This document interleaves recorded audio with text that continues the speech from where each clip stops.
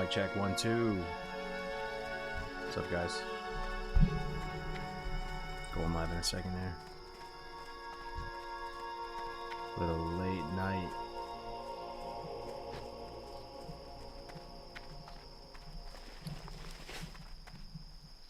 What's up, Tuska? What up, Donnie? What up, what up, what up? Alright, we're gonna go live now. I'm actually live on Instagram too. Trying that out. What's up, guys? Welcome back, welcome back. Gonna be doing some OnlyFangs hardcore. Suck, farewell. We're in the Barons, level 13. We're gonna be talking life, coffee, pickleball, all that good stuff. Whoa, dude, I'm live on Instagram. This is so weird. I'm live on Instagram. Oh my god. What's up, guys? Look at all these pickleball Andes in the chat watching. What's up, Korean Amateur Pickleball? What's up, Teamy and Pickleball? Henry Momo, Yoann Pickle 83.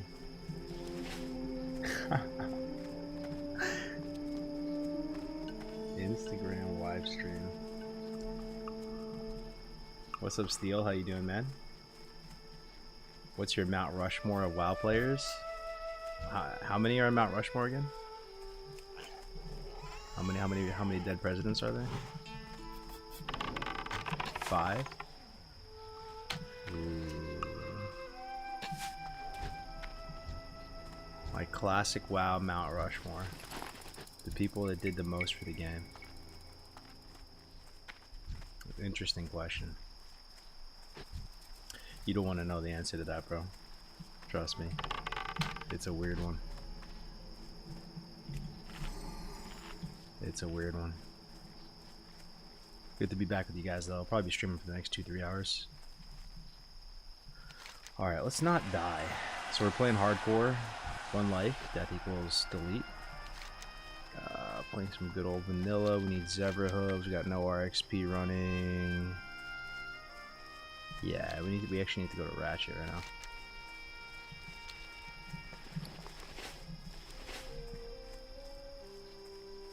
Corona HC? Yeah, Corona HC for sure. Just say it? Nah, dude. Nope. Can't do it. I mean, honestly, bro, I mean... Okay.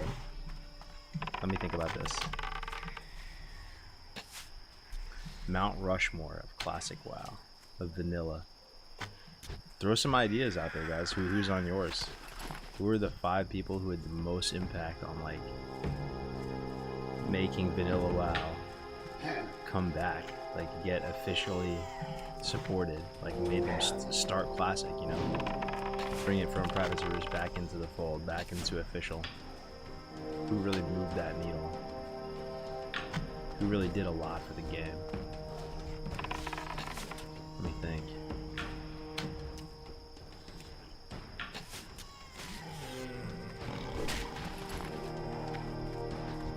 I'm not sure, man. I gotta think about it more, honestly.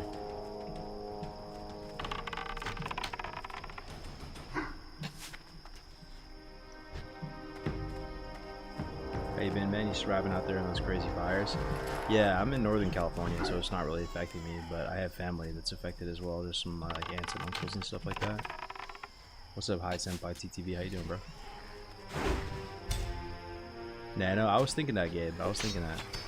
I don't know, like it feels off for me to say like stay safe, S-Fan, the classic ass people, tips. It doesn't feel right, bro. Like they definitely like contributed towards the game. They definitely played a role. But I don't know. It like misses a little bit. Weirdly enough, though, bro, the reason why I kind of don't want to answer that question is that one of the people on that Mount Rushmore is Alex, dude. But I'm not on good terms with him, and I'm not talking. Like, it's a fact. Like, I can't, you know. It's just a fact. Like, it's just an objective fact. But it's not something that I'm delighted about. to say that, you know. But I mean, he was like literally leading the charge to just ringing the alarm bells, sounding the horn, you know. It's just a fact, man. It's just a fact. Made a lot of noise and got a lot of energy and hype around like vanilla, and was kind of like the, you know, the poster child of it in that bygone era. So actually, when I think about all the different creators out there and all the people who have played a role in bringing vanilla into classic, dude is damn near at the top of the list. You know, there's other people that come to mind though. But did they really meaningfully impact the game? If I'm gonna be completely, this is like the least humble, borderline toxic thing to say, but I want to believe that I did my best to affect the game in a positive way. And like with hardcore and a lot of the events we did, I truly tried to innovate. I truly tried to play in the sandbox. I truly tried to like create and not just accept the content, you know. Not just drink, you know, drink out of the glass of water that Blizzard gives you. I did my best with this game too. So I know for some people I might be on that list. Ompy, true, bro. It's true. But I guess to me, when you're talking about the Mount Rushmore, it's the people who made it happen. You know what I mean? Like, if you're an amazing content creator, you're an amazing human being in general, but the bag was already secured, the game was already out, you know, that's a little bit different. I'm talking about the people who legit played in that private server era before this was official, that was like a positive voice in getting classic.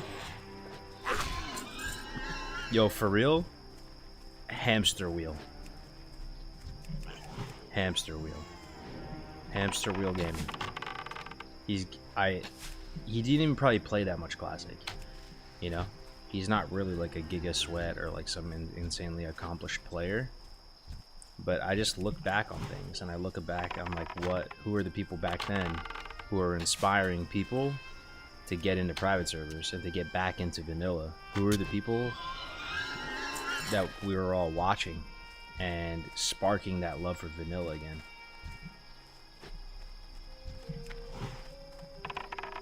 Believe it or not, bro, even though Hamster Wheel didn't maybe do so much after the game was out, when I think about that Mount Rushmore of classic WoW, when I think of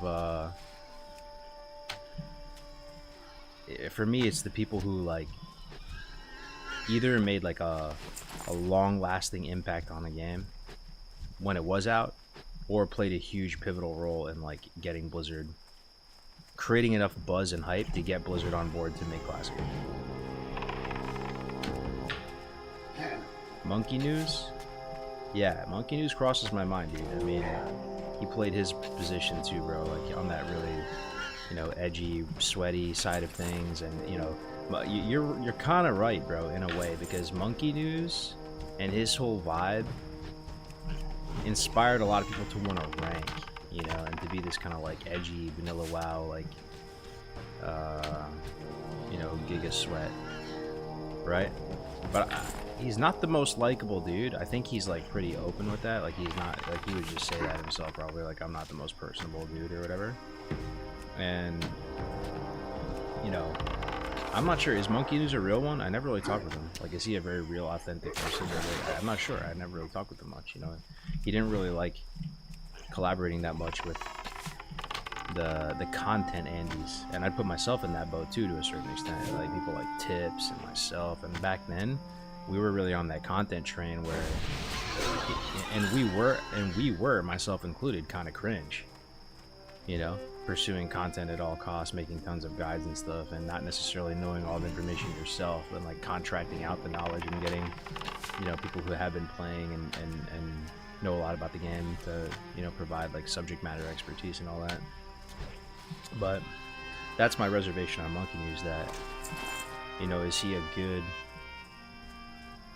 like classic WoW ambassador in that way, where it's just like positive vibes and, you know.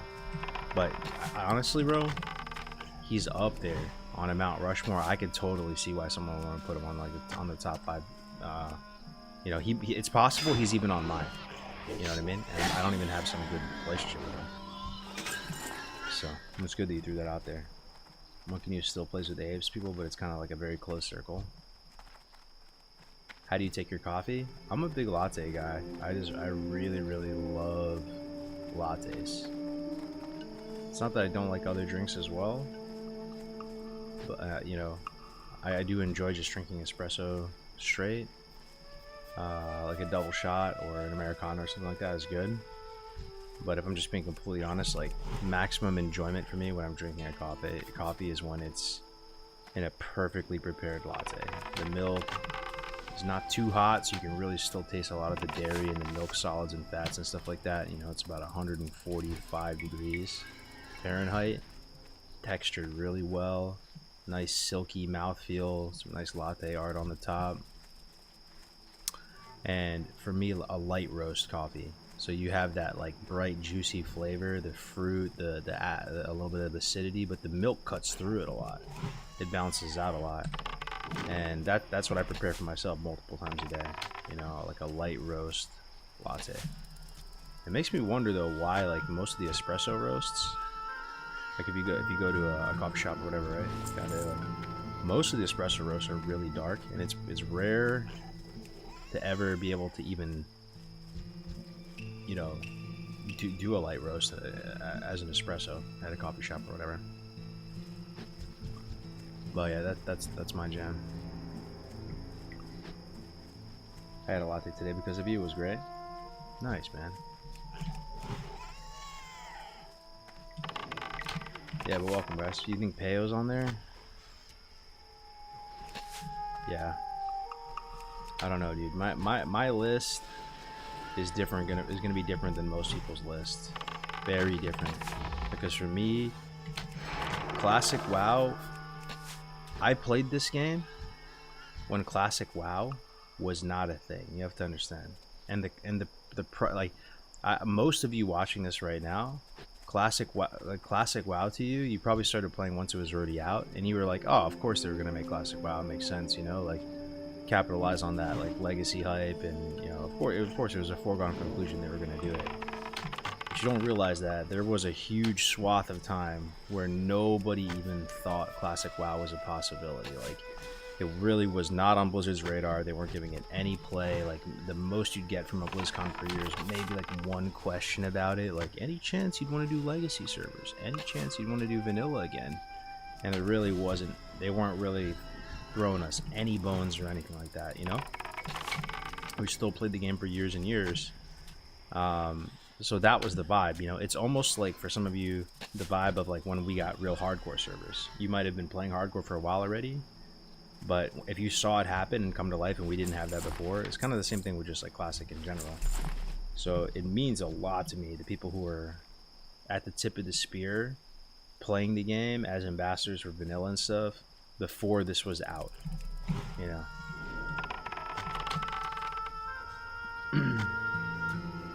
Yo, what up, sleeping? Aladar, Nom Nom. What's up, YouTube? Let me check in with YouTube. Cargo's Def Camp Elderon. Bro, I still use your UI layout to this day. Good to see you still playing. Are you not tryharding the game on purpose? Yeah, I just don't have a ton of time, man. I'm building a new business and stuff, and like I also think my content suffers when I try too hard. Like, I don't think it's that enjoyable. I feel like my best content is when I'm just honestly just chilling out, talking about life, and just like giving zero fucks and just enjoying the atmosphere and the ambience of the game.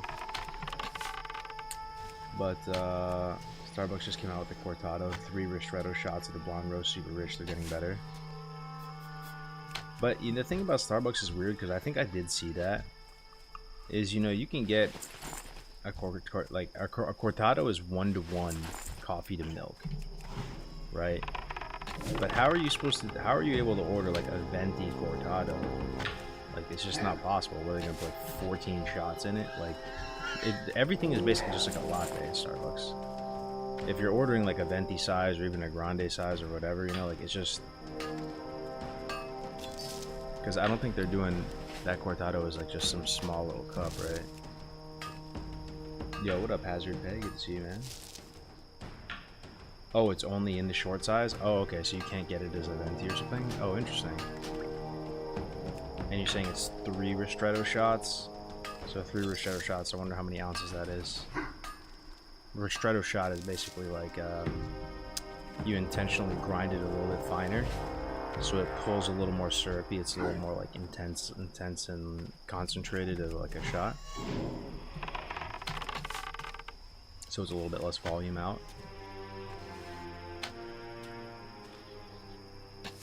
It only comes in a short. How is it being a dad? Oh, it's unbelievable, man. It is unbelievably. It is unbelievable. It is such a joy, dude. I know it's like the biggest cliche ever, but it doesn't make it any less true, right? It's such a joy, dude. I'm literally like in love with my daughter, man. Like she can do no wrong in my eyes. Like I know some of you know the vibe, but it's the best feeling. Oh man, okay. Hold up, let me not die here. Let me not die. Fresh in the Barrens. I think I died at 13 on Highway Hunter, right? But yeah, I have 2 daughters, and I'm pretty stoked about that. Like a part of me was thinking to myself, I do want a son, and I don't think it's copium. I think I'm over that. I think I'm really happy to have 2 daughters.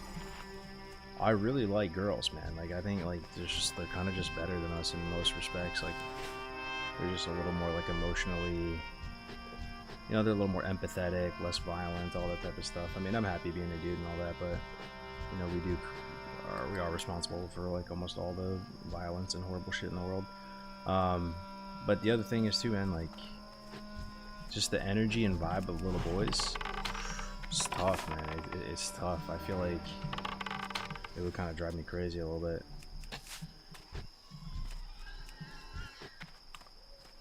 I have 2 daughters, the best feeling in the world. Yeah, yep, you already know the vibe, man. You know the vibe. Palinator, good to see you, bro. Yeah, no, I love it. And I feel like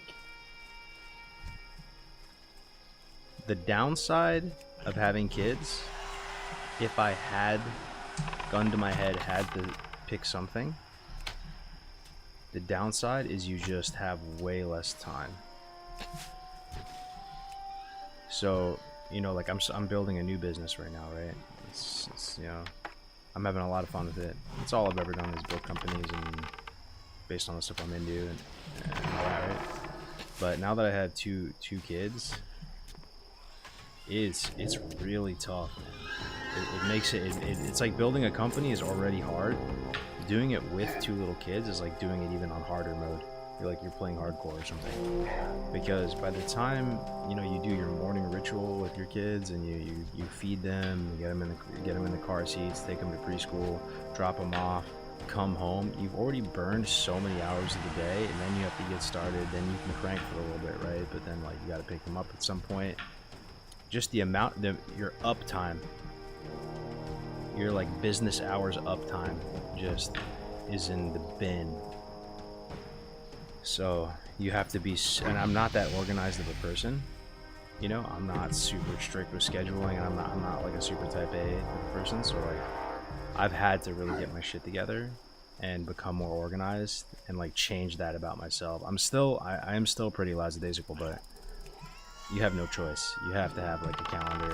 You have to have, you know, some organizational tools, or you just have no shot.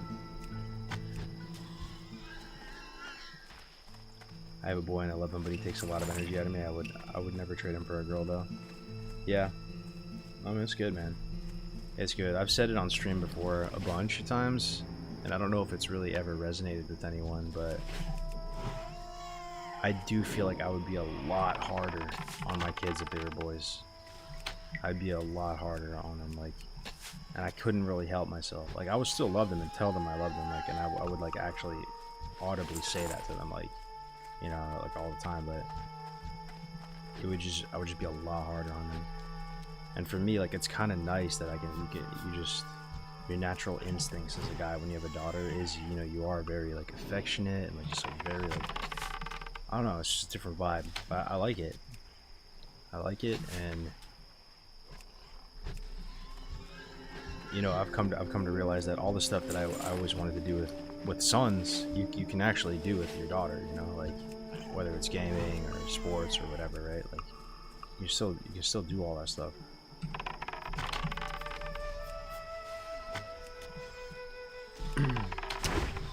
Would you mind telling us a bit about your new business, if I might ask? Yeah, absolutely, man.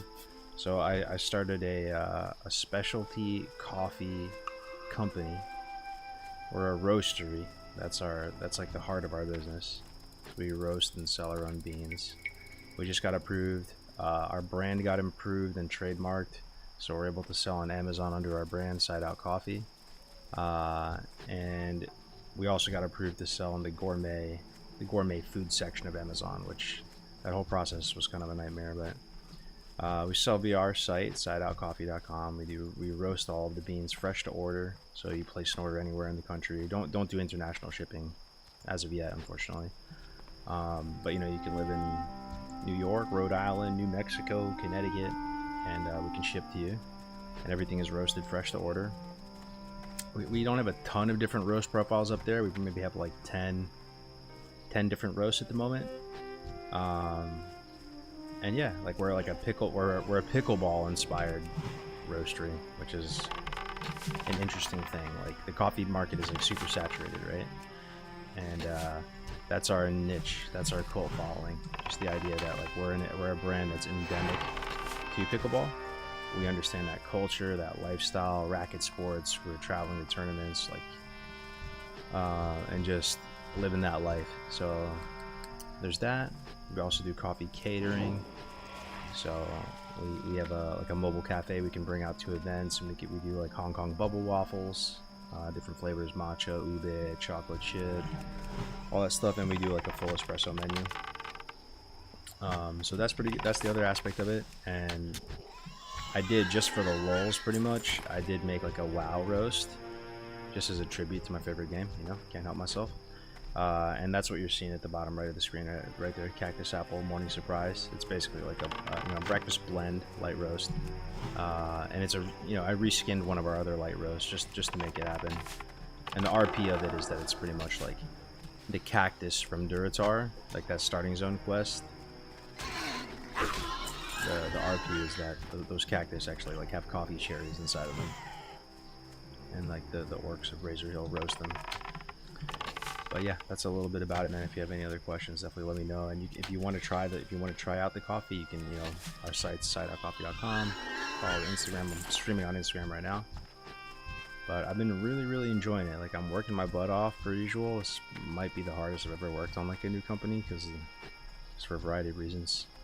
But I'm having a lot of fun with it, and it's like very promising. And another thing we're doing right now too is we're actually manufacturing a portable espresso machine and a grinder.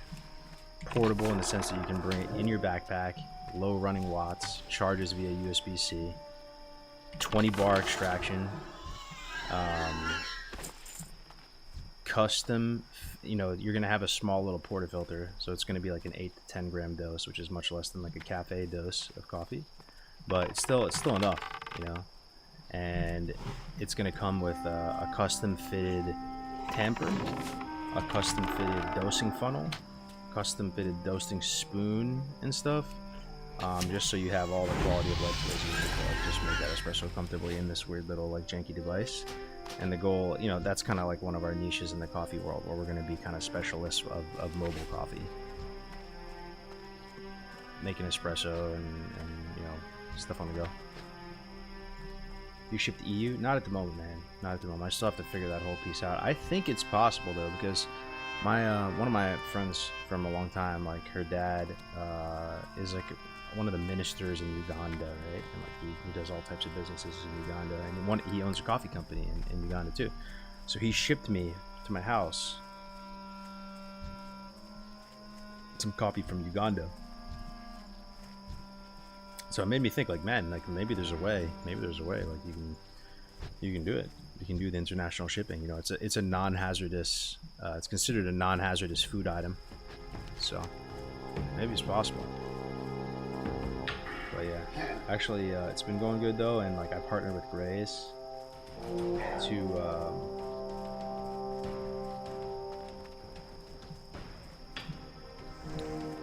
to promote like the WoW roast, and it's actually gone really good.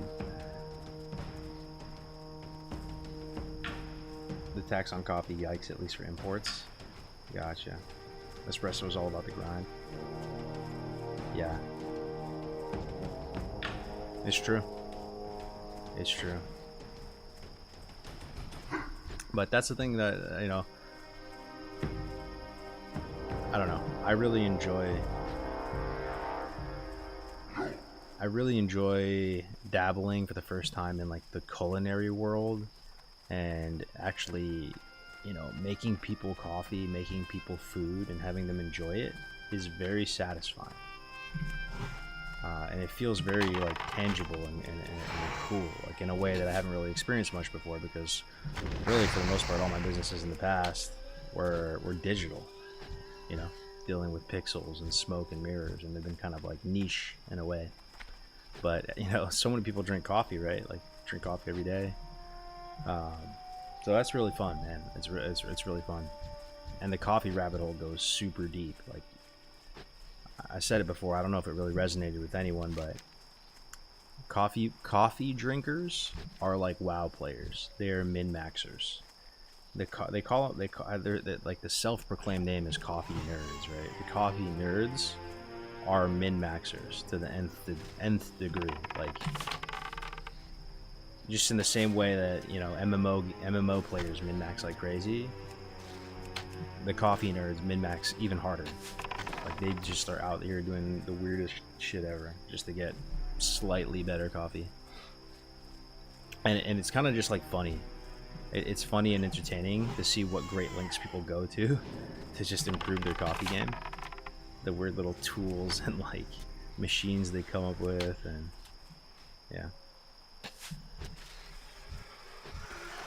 Must be different dealing with margins versus no margins cost with software. Yeah, no, that's true, man. I mean, I experienced something even harsher before, like, and I still have the business, but I have like a pool cleaning business, so I downgraded it a lot. Like when I first bought it, I had like a bunch of different routes going, right? Now I only just have one route and one dude that does, you know, just the most easy mode route for me. But you know, that business is just so low margins, it's crazy. Like it's still worth it, but you know, to go out there and do weekly service, it's not even monthly service, it's weekly service, and then a month you're charging, you know, like 180 or 200 a month or something per account. Like wild. But actually, yeah, I mean, it's no RXP margins, but it's good. It's good actually. The coffee and yeah, coffee this whole world. How insane were the RXP margins? I mean, as insane as they can be. If you were making another WoW product, you could call it the 1 to 60 grind, you know? A wordplay on grinding and WoW versus 1. Yeah, I like that. I like that. Honestly, bro, I'd love to have just a series of coffee that has really nice art that are named after all my favorite zones in the game. You know, like a Baron's roast, an Elwyn roast. You know, it's kind of like Monka TOS, you know what I mean? I would honestly, on God, be down to take $0 profit from it and just like donate it to like Bobby Kotick's yacht fund. I just want to do it because it's just cool as shit, you know? So, you know, yeah, right now you have to kind of make it a little bit abstract, you know, like even with the cactus apple surprise, like it's a little bit abstract, you know, you're not really like calling it Duratar or anything like that, but that would be so cool. Maybe there's some way to get the license, you know, to just be like the WoW coffee, like the one coffee company with a license to the WoW IP to make stuff. One roast per level bracket. You're not in the Twitch categories again? Oh yeah, thanks. True. Let me You cannot call in to join your own stream. What is that? Is that a new Twitch feature? Hold up, hold up, hold up, hold up.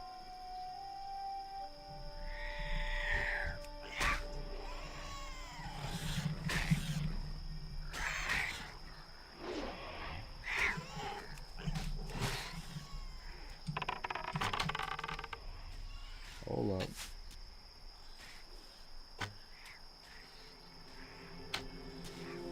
Carlos, can I ask you to show your build so far, please?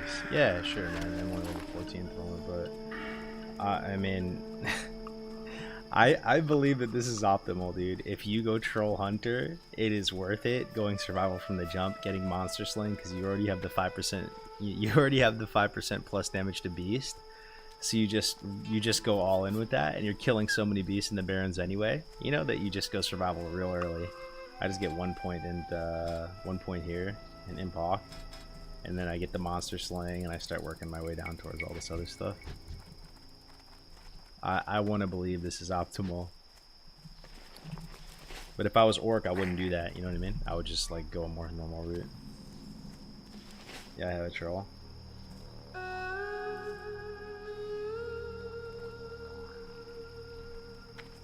I did not ban you. I did not ban you, Drinky. I can see your message, bro.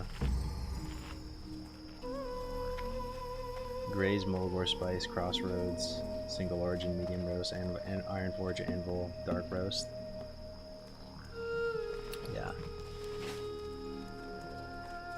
What up, CDK? Time is money, friend. Time is money, friend. Oh, dude, this game is so nice, though. It is so relaxing. Keep it real. I got what you need. After a long day. We just come back and be just good out to some Barrens. Man, oh man. Best mob slash NPC in WoW. The best mob slash NPC in WoW. Interesting, though. Don't know what you mean by that.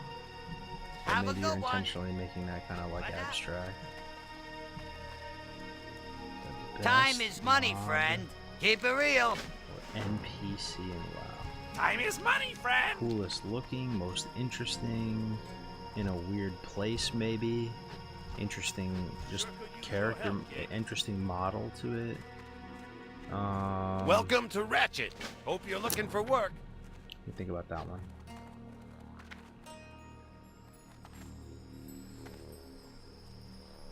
Look what you created. Yeah. What up, Drinky? Good to see you, dude. Good to see you still around, dog. You still playing WoW and stuff too? Drinky, have you still doing all right, dude? For me, it's Mara Princess. What's up? Be good. Yeah, the boat's Have here. a good one. I feel like we just take this right now. No, that's stupid. That's stupid. Oh man, HCAS vibes. Fishing here.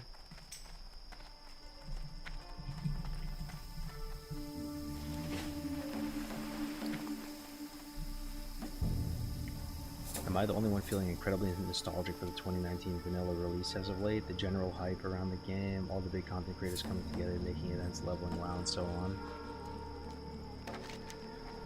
Yeah, I hear you, dude. I don't know, man.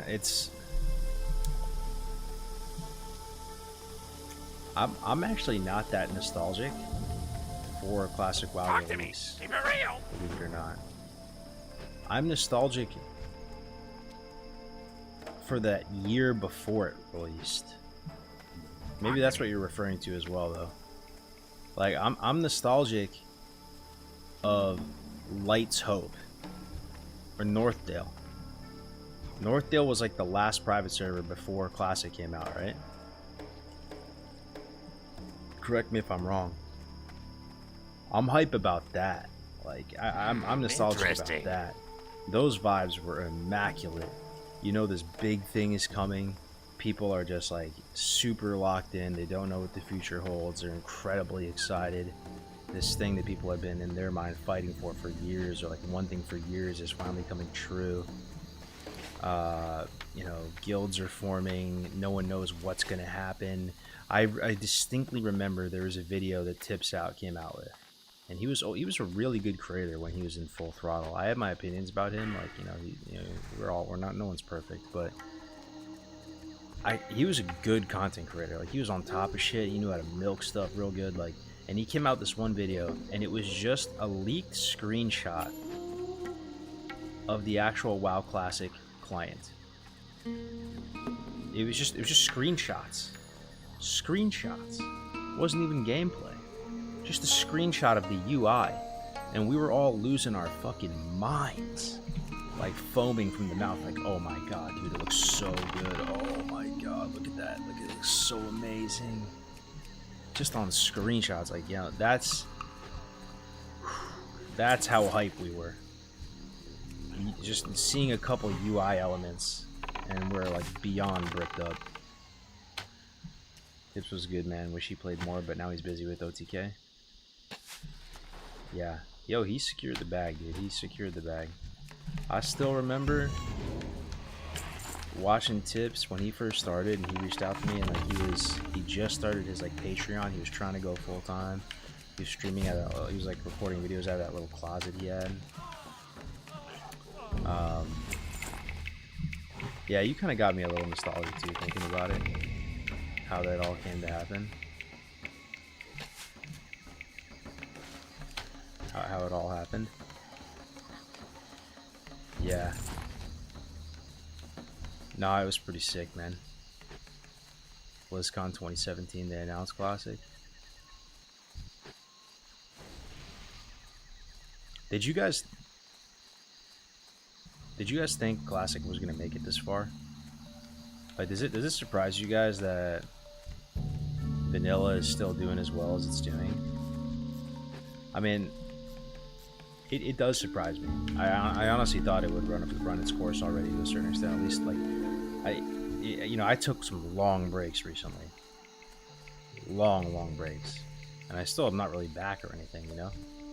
And it just amazes me that whole time I was gone, the whole time I had drama, the whole time everything, people were just still playing, cranking away, playing vanilla, playing hardcore, playing whatever. Like, then this OnlyFangs thing, and just the torch is still burning, man.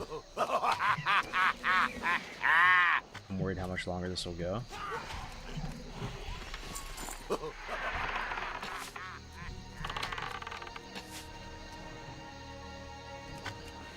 Cricks and Boyvid playing.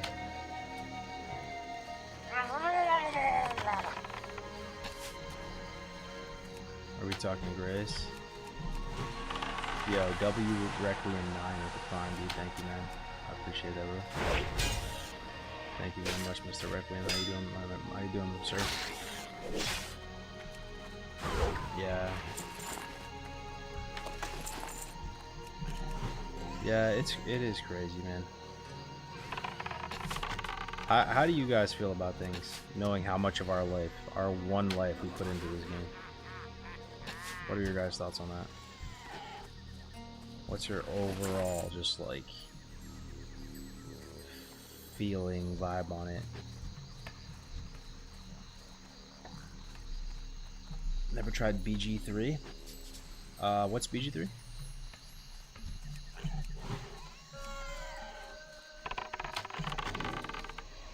I love that vanilla is still thriving, but I wonder if we will ever get to experience such hype as the 2018 to 2019 days. No shot. I honestly think the only thing that's going to make us hype in that way again, to be honest with you, bro, is our kids playing this game and them enjoying it. I think that's it, bro. That's like the last thing that can get you hyped about this game. Like, we'll enjoy playing it, and it'll always have a special place in our hearts and stuff, but that's probably it, dude. Damn it, I missed what you just said. I said the last thing that we can truly feel really excited and energized to play vanilla again, and like really like have some degree of like genuine like passion and excitement again, I think is like getting our like kids into the game. Not to say they're gonna full on like become degen vanilla WoW players, but like just them enjoying it, right? Like teaching them about it a little bit, and like them enjoying the game world, watching them level up characters and figure stuff out.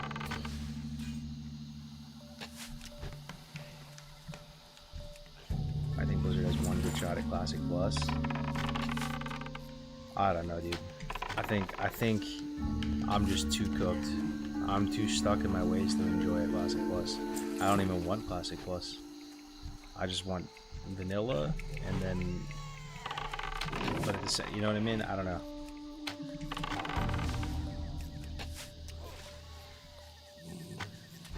I think Blizzard has one good. Oh yeah, you created these servers. Not true. You feeling too much down, man? Think so? Am I on a boomer arc? No, don't get me wrong, bro. Like I enjoy. I love life. Life is. There's a lot of blessings, man. I'm grateful every day. That's one thing that, you know, the expression like some people forget to stop and smell the roses. I actually am not like that. I smell too much roses. I stop and smell too many roses. To a fault, but like yeah, like I don't mean to be a doomer, bro. Like I honestly, like, I enjoy life. It's I'm optimistic about things, but just specifically about like vanilla, I do feel like I've you know, and us really, like we just played the hell out of this game, dude.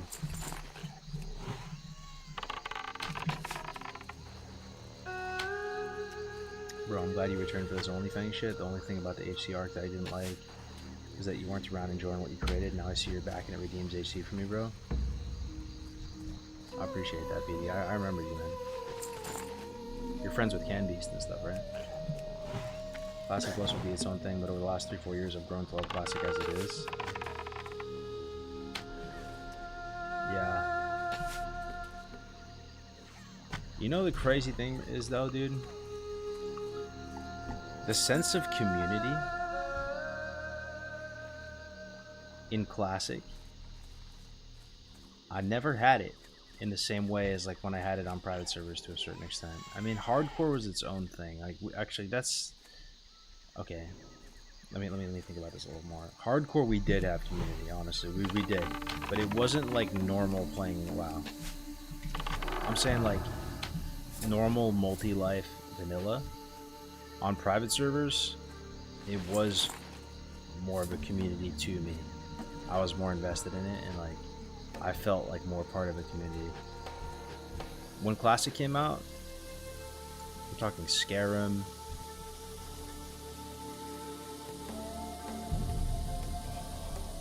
I don't know, bro. I just never didn't really like feel like a community to me. But it could have just been me though. Because I was different. Because I was like a, you know, a content creator at that point, like a you know, like a figurehead to some degree.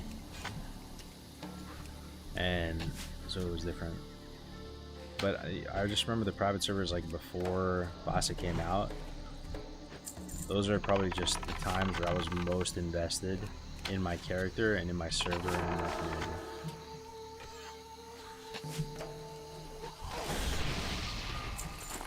And I never really got that in Classic. How old are you? You sound like a wise old man, but you look pretty fresh and fit. Oh, I appreciate that, dude. I'm in my 30s, man. Grobulus was awesome RPPVP. Yeah. Grobulus, you know, what servers in your mind do you guys think were like just a success? Like it's just a successful ass server. Grobulus is up there, bro. I want to say Benedictions too. Like those servers made it, dude. Did Herod make it? Was Herod good? I don't think Skyrim was good. I think Skyrim was actually like, kind of like a dumpster fire. That's the server I put on.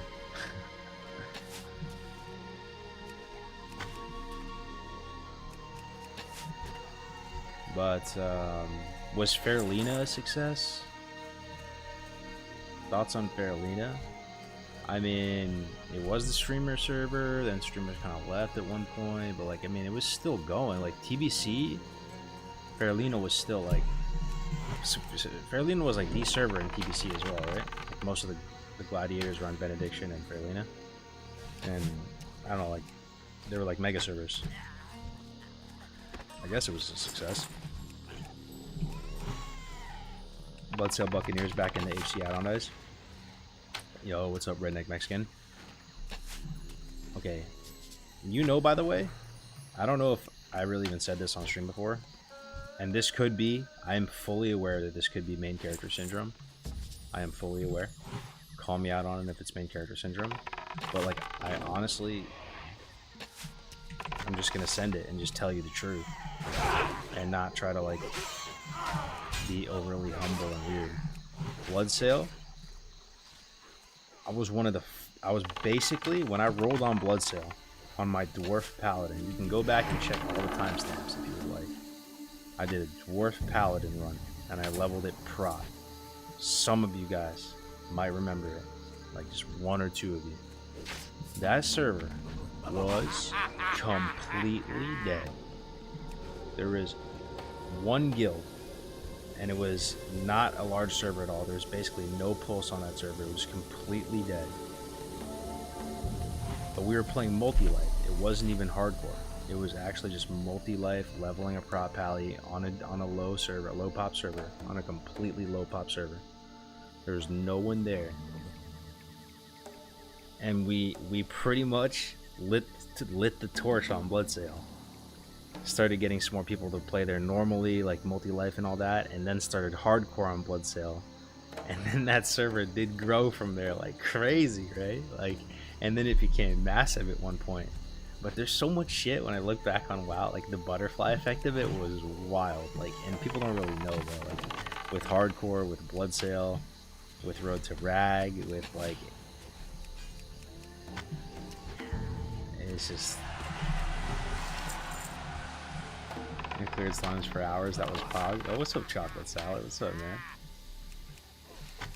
You 100% blew that shit up. Like, yeah, I'm telling you, bro. I think people always thought like Bloodsail kind of had like a pop, and Bloodsail was like maybe like it always had a pulse. I'm telling you, bro. When I rolled on Bloodsail, on God, strike me down if I'm lying. There was nobody on the server, bro. It was literally just Apricot and her guild. There was like half a guild playing on the server. And yeah, I remember you getting 16 Western Flagllands on that pally around Xmas time. That's right, bro. That's right. It's just crazy to me that people actually, when you guys say stuff like that in the chat, it makes me feel like this all wasn't for nothing. Like, people remember. Even just random like niche things that happened on stream 3 years ago. You can just start up stream and a few people remember that.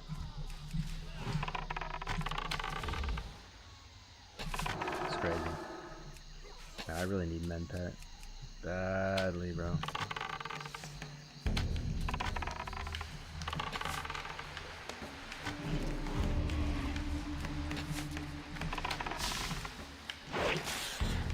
How long have you been on Twitch?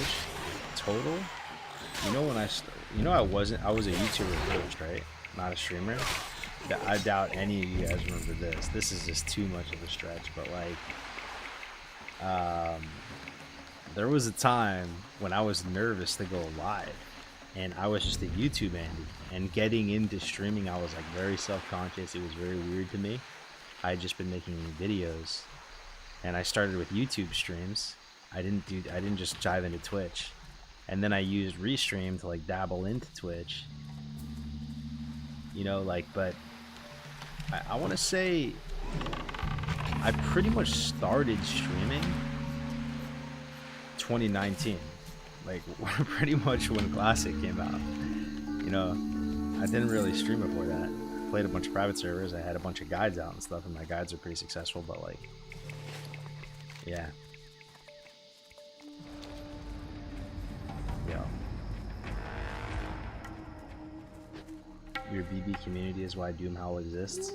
I appreciate that, bro. It makes me happy that some people know how it all unfolded, you know. But it doesn't mean much. Like, it doesn't mean much. But the little nod, it makes me feel happy.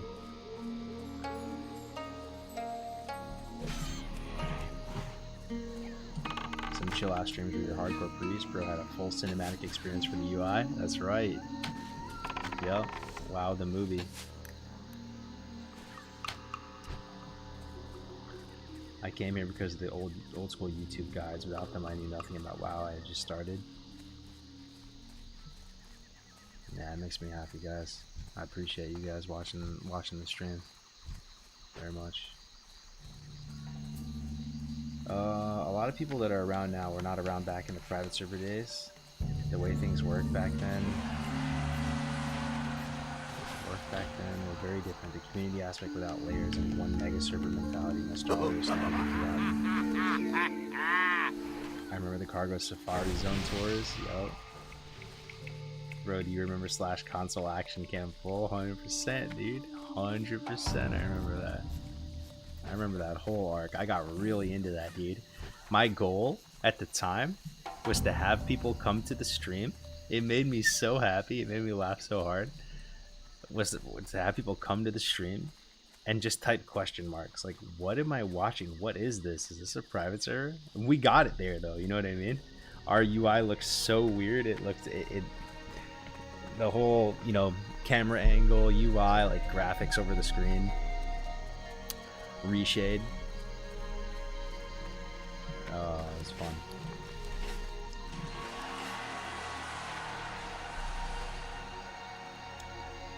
Did you raid with S-Fan on Elysium Nights Home? I did, yeah. On Zethker, there's a guild called Vanguard Alliance. Damn, I miss it so much. For like the past few years went past so fast. No, they really did, bro. They really did. But I don't know, it's just different now. But when I felt like most attached to this community, potential customer, was when when it felt, and maybe it never, I don't know. When it felt like the community of Classic was mainly like private server players. I got the best deals anywhere. That had been kind of like fighting for this for a while, and then we finally got it, and like the main figureheads of the Classic community were the private server players, and that culture that we had on private servers, not to say it was perfect, there was a lot of really unsavory aspects of it too, right? Just like, you know, a lot of toxicity and stuff like that. But when that was there, I was locked in, dude. I was feeling like this whole Classic thing is the coolest thing ever, right? And like, it's just totally different now. Like, those vibes are gone, the private server players are gone, like, people have moved on with their lives. It's just an entirely different, enough time has passed that it's just an entirely different demographic playing at this point, with different tastes and interests and experience level with the game and all that. Yo, Zog Tiger gifting a tier 1 sub to Boosticup. Big Boosticup lurking in the shadows. Thank you for that, Zog. I appreciate it, man.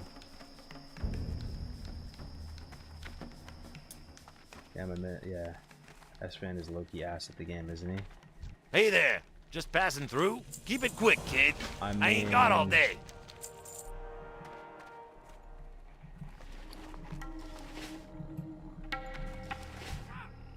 It just depends how you like. It just depends how you want to view that. You know, he's really good at networking. He's really good at meeting people, climbing the social ladder, and that's just part of life, dude. Like, you know, he's good at the game in that sense. Hey, you know, how you he can doing? meet the best players. Time is money, play friend. with them and, Be good. you know, ultimately, just look at what he accomplished in the game. You know, I'm pretty sure he ranked all the way, and he's pushed Glad before and done a lot of things. You know, mechanically in a vacuum, is he the best player? Yeah, I kind of agree with you. Probably not, but who cares at the end of the day if you're able to accomplish your, you know, certain goals. Calling WoW mainstream is jokes, but compared to private servers, it feels like that. The vibes are just scuffed. I don't know. I sure could use your help, kid. Welcome to Ratchet. Hope you're looking for work. Yeah. Like I said, yeah. Type a 1 in the chat if you played on Northdale or like, I guess Elysium. I feel like Elysium was a couple years before Classic though, right? I'm trying to, the timeline in my head's all twisted now. I feel like when Elysium came out, did they announce Classic already? I feel like it was before, dude. But yeah, like the vibes, Northdale. The Northdale vibes. So good. Yeah, what do you want? So good. 10K players online.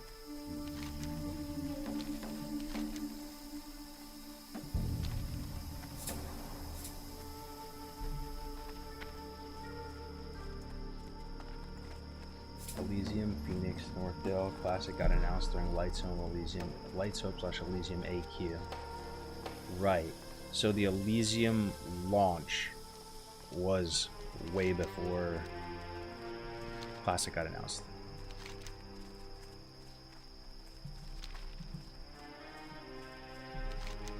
What am I doing right now? Oh yeah, Raptor heads. I'll get the lens too.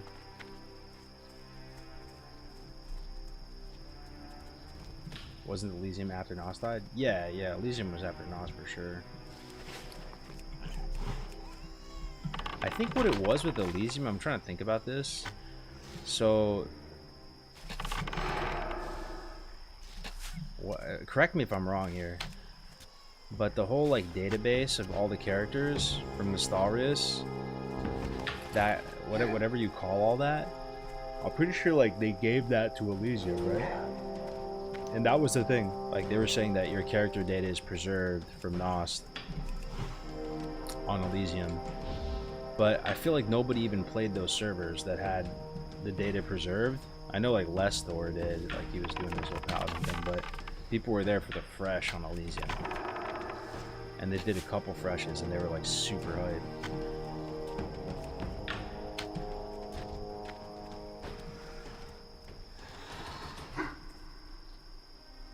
Oh yeah, I remember the drama. I remember the Elysium drama 100%. Yo, what's up, how you doing, mate?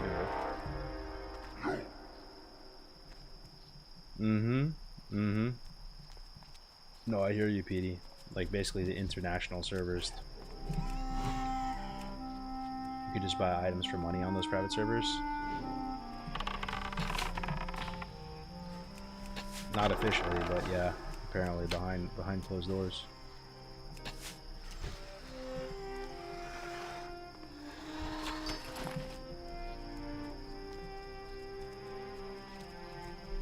Yo, I was hyped too. Sorry, I'm yawning, man. I know it's gonna make other people yawn.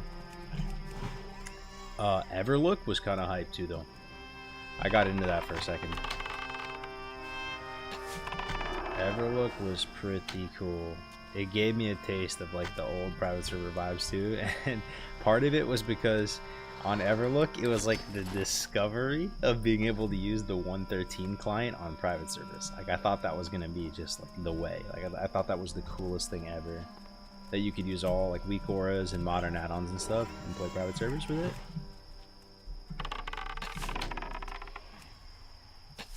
I think Everlook fumbled the bag. It's possible that if Everlook played their cards right, and they weren't called Everlook and they were just called like Black Rock or something a little more edgy, and they launched way earlier and they weren't just like fucking weirdos with some stuff, and they didn't have all that drama with Wall and White Kidney and all that, and they embraced the 113 client, and they brought like Brotalnia into the staff, and I don't know, bro. That could have been fire.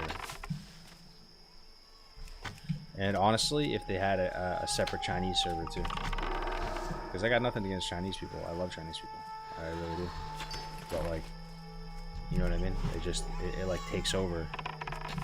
It just takes over, and then pretty much like, it just becomes like Chinese server.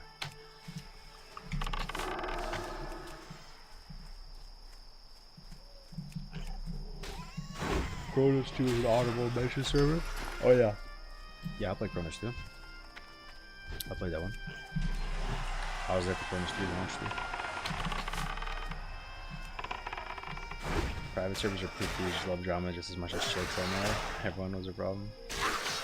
Yeah. Oh man. Got me thinking. Yeah, man.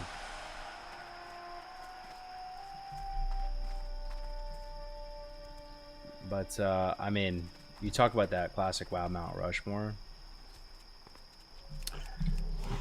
One of the people that I want to put on my classic WoW Mount Rushmore, and I've said this for a long time because it's just, I don't think he necessarily made the biggest impact to everyone. Not many people know him, but his vibe, his personality, all of it, it like really drew me in, man. And it was Orc-Bit. Orc-Bit was like just a wholesome, perfect embodiment of like love for vanilla WoW and classic. And like not many people even know who that is. He was never really that big of a creator. He kind of didn't even play much of classic when it came out. I'm telling you, bro. Those early days. Listening to Hamster Wheel, Orc-Bit, Dodgy Kebab, Mr. GM, Alex. That was the whole. That was the way, bro. That was, you know. And also that like muffin news guy who did like private server news and all that, bro. Like it was slim pickings back then, dude. Like there weren't that many content creators in general. Like it did feel kind of like an underground community. You feel me? Like. That's honestly part of the charm of it, you know. And then it did become like mainstream and all that kind of stuff, right? But back then, that was part of the charm of it. It was like you're in this underground, weird little unofficial community slice of WoW. These people are getting back into vanilla again, and building that up. It was so fun, man. Thinking back on it. Joanna for sure. Yeah, that's just true. I would have you, Frostadamus, Hamster Wheel tips out early, Alex Essential with the YouTube guides. 100%, bro. That's a respectable listen. Honestly, dude, Frost is up there for me too, dog. You're right. You're right. You're right. Because Frost was there, man. He was there every step of the way. He was making guides. He was like, you know, he was no cam Andy. He was there, dude. Every step of the way, he was there. You know, and that's the stuff that means a lot to me. The people who were there before it all happened. You know what I mean? When it was that underground community vibe, like it just hits entirely different. Once the game's out, once Classic's out, and it's official and it's huge, and Blizzard's supporting it, and it's AAA and all that. It's like, yeah, you're there. So what, bro? The bag's already secured, but you know. Frost never blew up. I mean, yeah, kind of true though. I mean, I never really blew up too. I had like some good runs. I blew up with the in some ways, right? But you know, even Grays too, right? Like a lot of us, yeah. Def Camp Melderon, bro. Those guys are up there for me too, bro. Like, I'm telling you. Sorry, I'm yawning so much. I just tired. Like. Def Camp and Melderon, the brotherly love they had for each other. Def Camp's story of like WoW kind of saving his life, you know, because he was like, you know, living right next to Kensington and Philly and doing hard drugs and heroin and all this type of stuff. And WoW was just keeping him like out of trouble, right? And just that, like, you know, I'm trying to explain it. Back in the private server days, it felt like there wasn't that many. Yo, Shamrock 11, by the way, thank you very much for that prime, bro. I appreciate it. Much love to you. Back in the private server days, it did not feel like there were that many Americans playing. Is that weird to say? At least at certain periods of time. It did not feel like there were that many NA boys playing in general. It was like mainly EU people, it felt like. And not only that, like I was on the East Coast and I was living in New York, and just my whole culture, you know, growing up around New York City and just the accents and just that whole vibe, right? Like it wasn't really represented that much when I was playing these private servers. So that was part of the appeal to me when I saw people like Alex Central way back in the day, or Def Camp and Melderon, you know, these good old boys from Philly who had the Philly accent, and like, and it's just it drew me in because it's like, whoa, these are like kind of my people. They're like from the tri-state area, from Philly, like, you know, and they're into vanilla, like that's so freaking cool. I remember like the first messages I ever had, like reaching out to them and stuff, right? And like watching Melderon, you know, in the woods with his Eagles hat on, and he was like very endearing to me. He was talking about class fantasy and like why he likes vanilla WoW and like Horde versus Alliance, and just really simple concepts, right? Just like these like solo vlogs in the woods talking about this stuff, and it was so endearing to me. Like it pulls you in, you know. It's that authenticity. It's that raw human, like whatever you call it. And I that's really what got me into all of this, guys. Like listening to those early crude podcasts, the limited kind of like low production value guides that were there, and people talking about vanilla, and just feeling like you're a part of this like almost underground community, playing something you shouldn't really be allowed to play, and you know, I don't know, just all of it. So, you know, even Classic, like as a whole, like, you know, for me, that actually was the peak. That was the peak for me.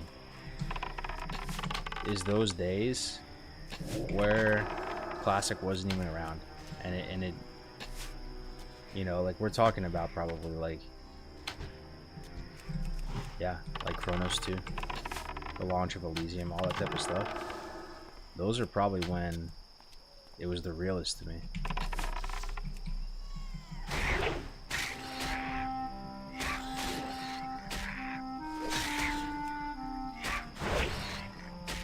I feel like you could have blown up, but you were always too mature for the WoW demographic, IMO.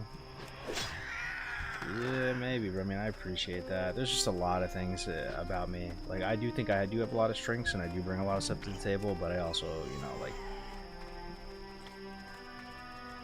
I can't stream that long. I get tired. I don't know how people do it. You just gotta be built differently to just stream for huge, tons and tons of hours. And then, you know, I mean, just, you guys know. At some point, I will say, when I first started doing YouTube and I first started making videos and guides, it was not like how it is today with short form content and reels and all that.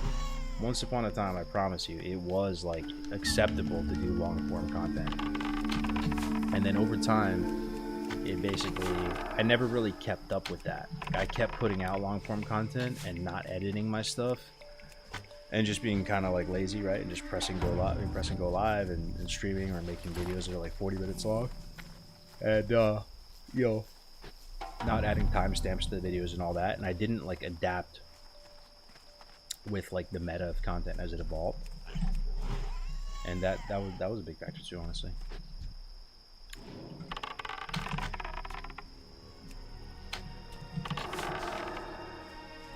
Countdown. Oh, dude, yo, you just reminded me, dude. Yeah, Countdown to Classic. Yo, you're right. That was another one I really look forward to. Bro, you know another one? Should be fine, man. Oh my god, dude. Shit's so fucking scary, bro. Almost got fucking makarad by a zebra charger. Okay. Let me be careful here. I need to start getting back into the lower level areas. That's how that's the Barrens for you though, right? Like it just goes from the level ranges escalate so quickly. Like even where I'm at right now is kind of dangerous, honestly. But it's just hard.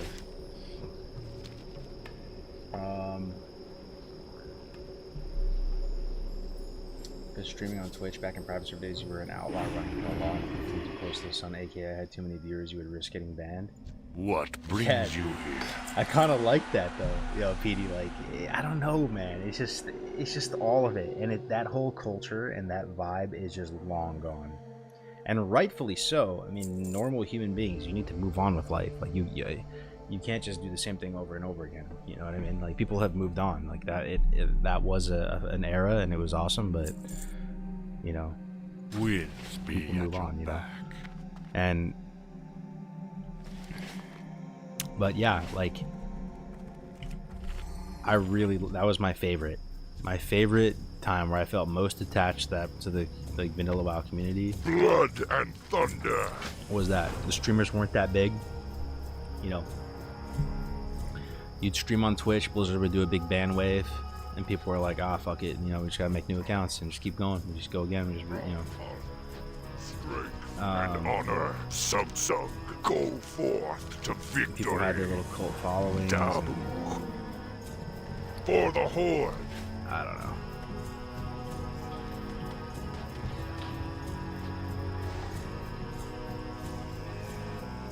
What do you use to get the threat percentage above the target's nameplate? It's called threat plates, I'm pretty sure. I remember when your streams got me hooked, the first Iron Man that led to the whole hardcore adventure. Yeah, big Iron Lad. What's up, Rasasubai? Good to see you, bro.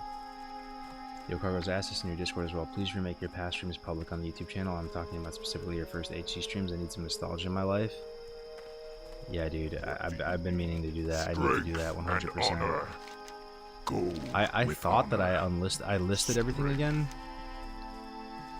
when I came back to YouTube a little while ago, but yeah, enough people have told me that stuff is still missing, so I gotta get on that.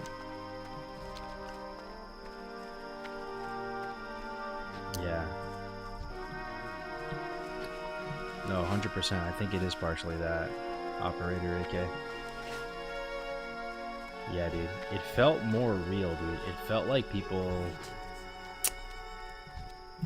I don't know, dude. It was like kind of like more authentic, and it was about the game a little bit more back then.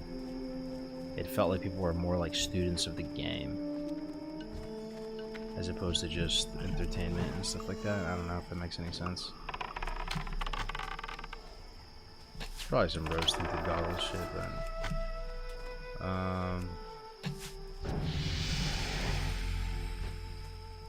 yeah, Frost is up there, and like, yeah, Countdown to Classic. Oh man, there's a few people when I look back on my time in WoW, people that really mean a lot to me, that I wish I could have said more to them. Another one was this dude, Resiah the Ravager. I brought him up on stream a few times, but he was, you know, a private server hunter that, like, you know, had more experience than me, and he like taught me a lot of stuff. Like, he answered a lot of my questions, and I did some guides with him. Just the sweetest dude ever. Just the sweetest dude ever, dude. And like a thinker and stuff. He like made the Ravager weapon you get from SM. He like started using that on Hunter with some limited success, you know what I mean? Like, and just cleaving with it, and just it built like a brand around it, you know? And he was like a hardcore, like die-hard hunter. Like, I really like it when people are like class 1 tricks, you know what I mean? That's the thing I do like that about vanilla, where like you play one class and it's just, that's your class, and you like really enjoy it. You're like die hard, you're like an enthusiast of that class, right? It's like more immersive that way. You're like more of a specialist, and people know you as a certain class, as opposed to being able to the class and spec too, you know what I mean? I know that's part of the reason why the dual spec stuff, it kind of bothers me with all these anniversary realms. One trick ponies for the win. What up, Max the Ripper? Good to see you, dude. It's late there, huh? You're still up, man. New York time. Why is one of your earphones off your ear? I explained this to chat a few times, and it did seem to resonate with you guys. When I have both earphones on, I feel extremely uncomfortable. I feel like I'm in a vacuum cleaner or something. Like, I need to be able to hear myself talk, or else I have no perception if I'm talking way too loud, if I'm screaming at you guys, or if I'm talking soft, or like I'm weird like that, man. I need one off. And you guys are telling me, I know, you gotta get open back headphones. Shoulda, woulda, coulda, I still gotta get that. But I feel extremely uncomfortable with both the earphones on. Resiah? Yeah, man. And he's long gone. What's one thing you haven't done in WoW that you wish you did? One thing in WoW that I wish I did. Yo, to be honest, man, there's a lot of things that come to mind. But to be honest, bro, like, I had multiple opportunities to kind of just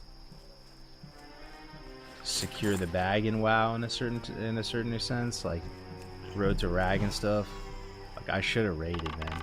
I opted to be like the bank alt guy.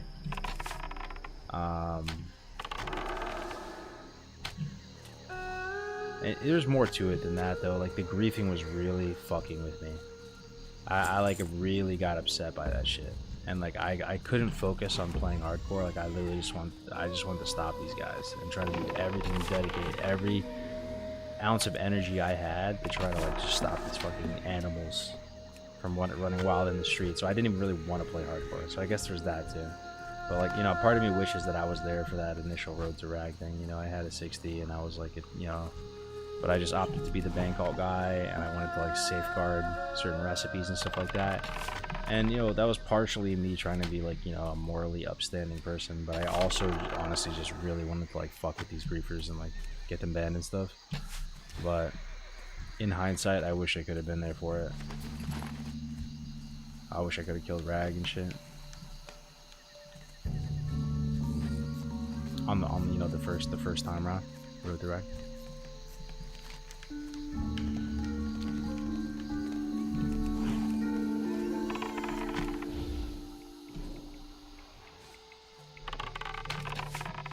I'm getting a little paranoid now being in the Barrens. Like, what level am I gonna start feeling safer? Like, I don't feel safe at all right now. Like, it's this is kind of rough. I don't even have men pet on my pet yet. It's like a really big deal. Like, I'm extremely vulnerable right now out here. I gotta be super careful. You know, like if that cool car like roaming back just runs up on me, I'm toast.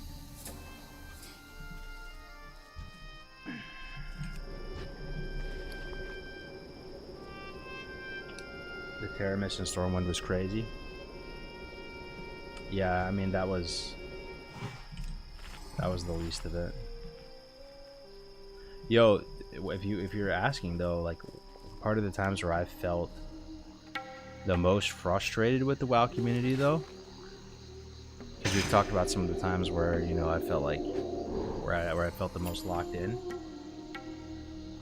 The fact that the general populace of WoW gamers, in my mind, couldn't understand how deeply mean-spirited the griefing was for hardcore in the Bloodsail days, and how it, from at least my perspective, it felt like the lion's share of people that were like watching the griefing were kind of in support of it. That shit still nauseates me. Like, it still makes me sick to my stomach. Like we did all that shit. We tried to keep the lights on. We tried to build this awesome thing, and then look what we have now. We actually have real hardcore servers. You know what I mean? I think people just like didn't understand. Like that's how I feel. People must have just not fully understood. They must have not fully understood. Because to me, the people playing hardcore early, when it was just the add-on and just the Discord server, and there wasn't anything to support it, there was no tools, there was no functionality in the game, these people were like going out on a limb. They were trying to suspend reality, like when you go watch a movie. Suspend reality to try playing the game in a different way. They're essentially like RP, you know? And they're out here trying to play hardcore, giving it a shot, giving the rule set a shot, having an open mind, and starting to kind of like fall in love with it and like it and really enjoy it and like go like, oh yeah, there's really something to it, right? So you're taking people that are doing a PvE challenge that are just kind of just trying to like keep to themselves and like, you know, just play the game in peace. And then you have these people who are basically just like just griefing them, bro, for no reason, just for the lulz, just to watch them get mad and like ruin their day and potentially make them feel like they need to delete their character. Like, I don't know, dude. It just really bothered me.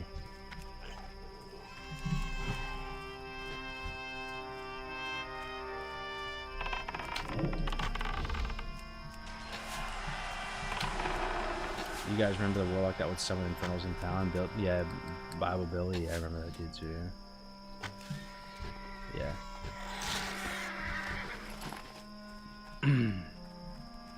Bro took so many arrows for the community. It's wild. Literally have to tiptoe around the fact that you straight up made HC, but we know, dog. Yeah, dude, I really appreciate it. Operator, I appreciate it.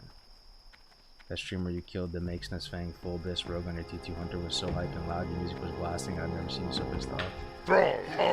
Yeah, I mean, it's true, dude. I just took it so personally. Like, and in hindsight, bro, like, you're asking me what I would have changed. I don't think I would have handled it any differently. Like, there have been times where I've been thinking to myself, like, yeah, you shouldn't have been so combative with the griefers, right? You shouldn't have, like, tried to, like... But at the same time, bro, what was the alternative? Just let them run amok on the server? Are you fucking out of your mind? No way that's the correct shit. Like, ideally Blizzard steps in and does something, right? But in no fucking world do you ever just let them free farm. You know what I mean? I truly believe, still to this day, after all the dust is settled, that every ounce of energy that we applied towards trying to fuck with them back was time well spent. Because it was fucked up. It was extremely fucked up what they were doing. Extremely mean-spirited and fucked up. And Blizzard wasn't helping us. I mean, they were trying. Actually, there were some people trying. But, yeah. But they, honestly, man, Blizzard did it. Like, they ended up creating servers that are free of griefing. Like, that's the dream. I honestly didn't think it was even, like, possible. But they did it. They did a really good job with these servers. I've said it before, I'll say it again. They did a really good job. That's hardcore's #1 problem. The #1 problem, the #1 issue of hardcore is how griefable the game is and how, you know, and they did it.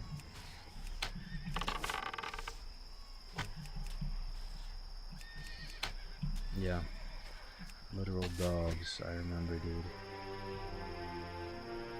I remember.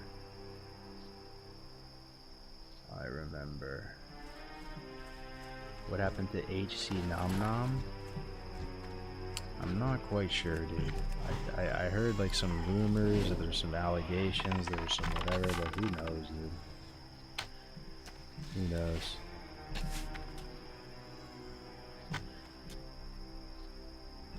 People try and put emphasis on turning the other cheek. All I see is victims giving their tormentors encouragement to continue behaving badly. Yeah. Yeah, I don't know, dude. It was...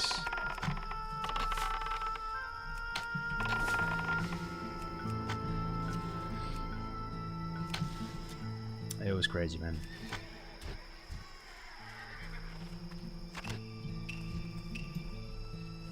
It was crazy.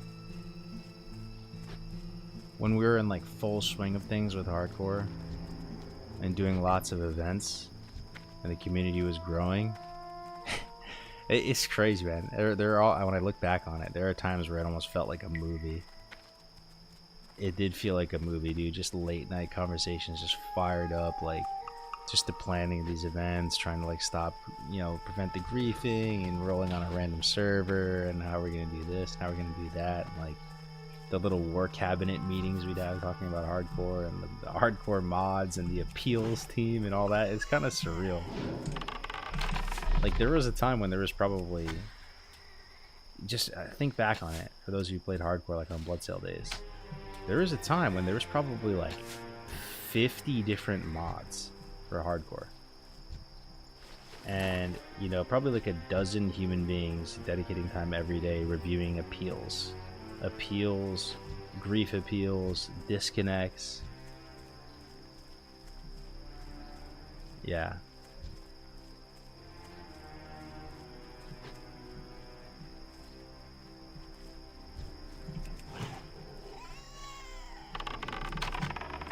you ultimately won over the Griefers, bro? Maybe, dude. Maybe. I call it a draw, honestly.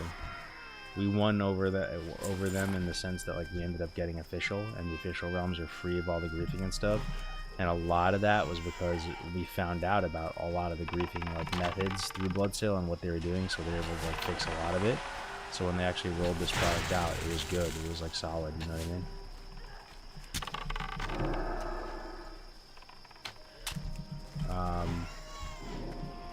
I think a lot of those griefers, they really developed like a fixation with me in particular, because I really did try to just I was like overly combative. I tried to like insert myself between every, you know, griefer and grief attempt, right? So like I ultimately like fostered this community of griefers that like I was like public enemy #1, right? I was just like the fucking evil empire, like Sith overlord to them, and they just became fixated on that, and they took it too far, and they just wanted to like tear me down even in real life. And you know, they were pretty effective in some of the shit that they're doing, you know. Like it was, I call it a draw.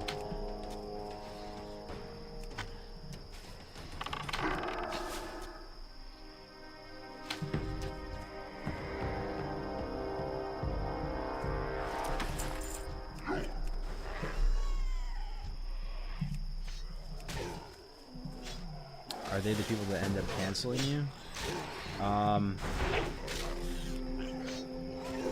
Kind of. I mean, they basically, I remember the day when Alex linked up with them. It was actually a very smart move from the griefers to get him involved with them.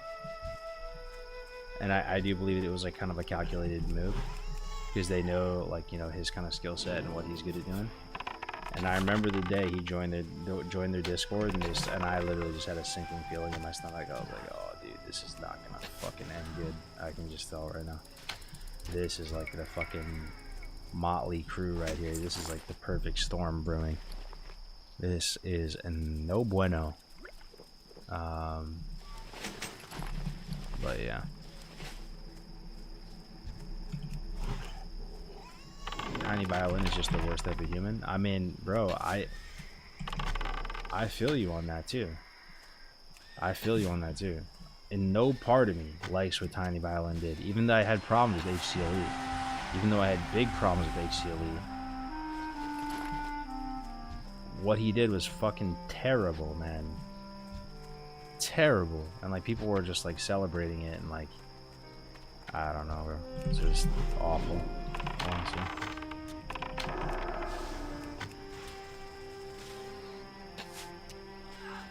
Cargos King of Hardcore found me. Where are you, man? We miss you. What's up, Charlie? How you doing, bro? Did you and Alex Central ever settle the beef? For those of you that remember, I was excited, dude. For some reason, I actually felt like it was very healing for me to like kind of make peace with him, and like I was stoked about Deviant Delight. And I do think that it, like, Deviant Delight, we did have a lot of successes, and it was a very fun server, and I think it was a really fun project for a while, and I do think it was a meaningful, you know, it played a meaningful role in getting these servers, these anniversary realms. But once again, I think we also fumbled the bag with Deviant. Like, we, you know, the vibes were pretty immaculate on Deviant for a little while there. And then it kind of started with him, bro, again, where like it kind of fucked the vibes up again, and then it was just like a snowball effect. But when he first got to Deviant and started rolling there, like, yeah, we made peace with it, and to be honest, bro, I was stoked. I was like, yeah, this is like very healing, and I just squashed the beef, put it behind us. It's almost like it was deleting all of that, and I was just feeling way better about the situation. Like, you know, then it just got fucked up again, you know. And now I'm just super done. Like, I'll never talk to that dude again. Never.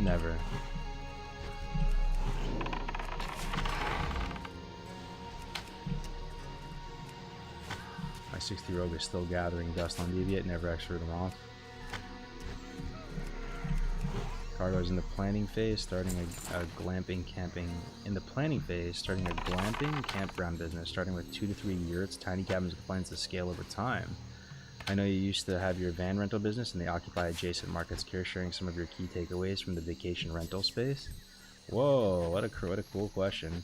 I mean, I still have my vans, dude. I still have my vans. Like, I still do, like Winnebago rentals and stuff.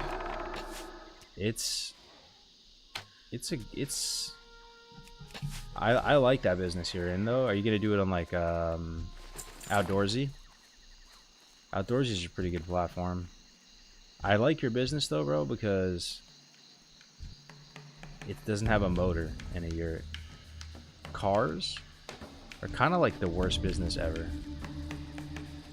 You really have to be like a mechanical Andy, and you need to know how to work on cars if you're in any kind of car business. They break all the time. They're so janky. They're so delicate.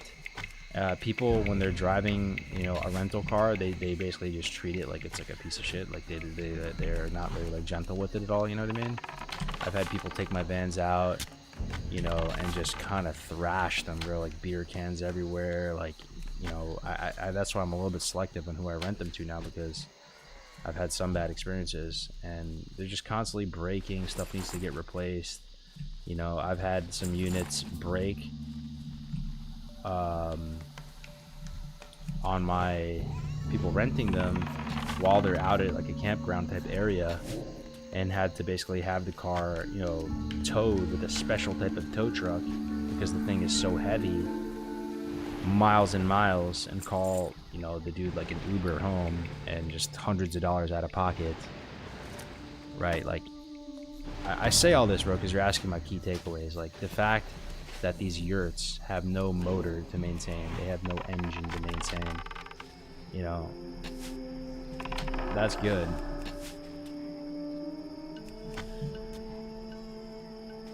Yeah, that's good. Now, honestly, I've had nothing but good experiences with Outdoorsy. Like, that's a pretty legit platform.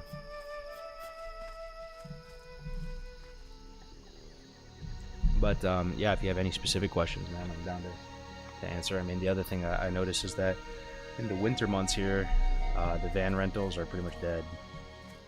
When it's cold, people aren't trying to take the vans out, so you lose a lot of, you know, when you're doing your calculations in terms of how much you think it's going to make per year, you lose, you know, it comes pretty much to a complete halt during the cold months. Yeah. That's pretty cool though, Snow Miser. I like that, man. I think the yurts, I think they're very like trendy right now.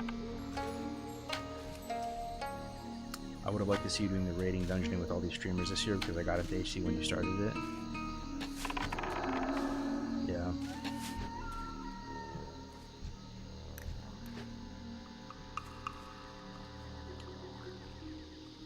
DD was a vibe. It was a success that easily has brought us Era Fresh. Without DD Fresh. Without DD Fresh never happens.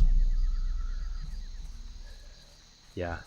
But, you know, even with DD though, like, people kind of want to ruin a good thing. It's the same thing with hardcore. It's the same thing with DD. It's the same thing with everything. Stuff scales a bit, and it kind of gets ruined. You know what I mean? Like, early DD was insane vibes. It was really good. Pouring in the drama. Early hardcore, the same thing. You know, but you can't maintain those vibes forever.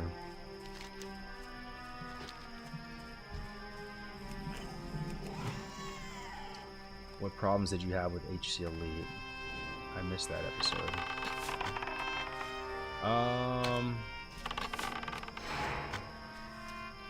It all started during Road to Rag. Do you guys even know what Road to Rag is? Like, I don't even know if people who play WoW Classic anymore know what Road to Rag even was. You know what I mean? Like, what even was that? That was way before Hardcore Realms. That was Som, wasn't it? It was Som. It was Sunny. I think it was Som. Like, anyway, it was like our first attempt at doing hardcore raiding ever. And from the very start, we had tons of curveballs. Like, when we were playing it, we thought it was just gonna be normal, like vanilla fresh, right? And then Blizzard kind of like threw us curveballs where like they were gonna buff all the content, and then there's a period of time where we were just like, oh, I don't know if this is gonna be possible to do anymore. Then we had like a bunch of meetings. People were like, you know what, we're gonna try to do it anyway. But Som was, and Road to Rag was right in the middle of like when griefing and all that shit was at its like apex, dude. Like going into Som, like the griefing was like a big concern. It was on our mind from the very start. And that's, you know, that's when Corona and all those fucking weirdos were like pretty much really cooking with gas, right? During that time. Remember when Joker died? Remember? Like, and just we were having to deal with appeals for griefs, for disconnects, so many people playing, so many different guilds. Like, I want to say we had like 8 or 9 different guilds, all named after different companies: HC Alpha, HC Bravo, HC Charlie, Delta, Echo, Foxtrot. It just went on and on, right? And it may have seemed like HC Elite, led by Ampi, it may have seemed like they just, you know, sprinted across the finish line, easy clap. But in reality, like they pretty much limped across the finish line. Barely had enough people and barely had enough motivation and consumables and stuff to do it. But they did get it done, you know? And ask Ampi, bro, next time he goes live. He'll tell you like how he was feeling after that. He was actually mad at me. You guys know that, right? I don't know if he ever told you that. He was pissed at me after Road to Rag.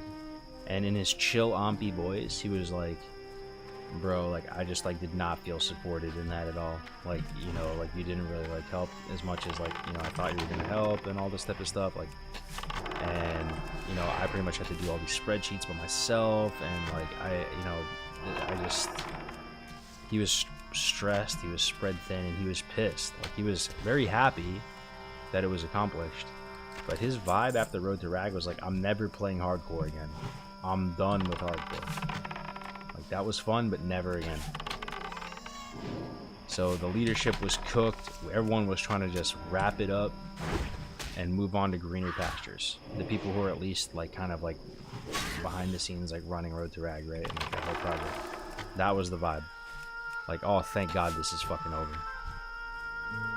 But of course, there's going to be some people who weren't privy to all that information or whatever that still want to keep playing, right? So there was the minority, but there was still, because it was such a large operation, there was still a substantial amount of gamers that were like, what is going on here? The leadership is abandoning us. We want to keep going. We want to go to BWL. We want to do ZG. We want to keep, like, why are you guys leaving? Like, look at these streamers. These streamers are just here for the content. Like, they're just leaving, abandoning HC Elite. Like, and this is really the genesis of the rift that formed between HC Elite and some of the OGs in the hardcore scene. They just felt, you know, kind of abandoned to a certain extent, right? And this group kept playing, and they formed their own culture and their own hierarchy or whatever. Ampi passed G Leader over to someone else. I mean, I formed HC Elite when it first started, and I passed it to Ampi, and Ampi passed it to someone else. And at least in my mind, this is how the narrative went. Like, they kept playing together, and there was periods of time where like Grays and myself and some of the OG hardcore people, you know, it's a cyclical nature to this game. You can't just be hyped to play vanilla WoW always and forever, right? We take breaks, sometimes long breaks, play TBC, play other stuff, come back. We took a long break from hardcore, and during this time there were the people in HC Elite. I'm not going to name them because I just don't really care that much anymore. But there were some people in HC Elite that were snakes in the grass. Snakes in the grass. They knew what they were doing.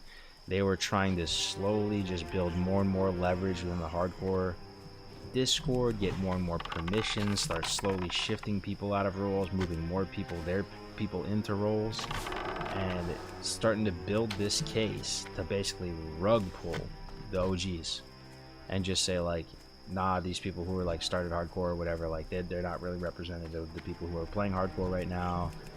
And I fully believe in my heart of hearts that that was all very premeditated, and these people were actually like very smart about what they were doing, very calculated,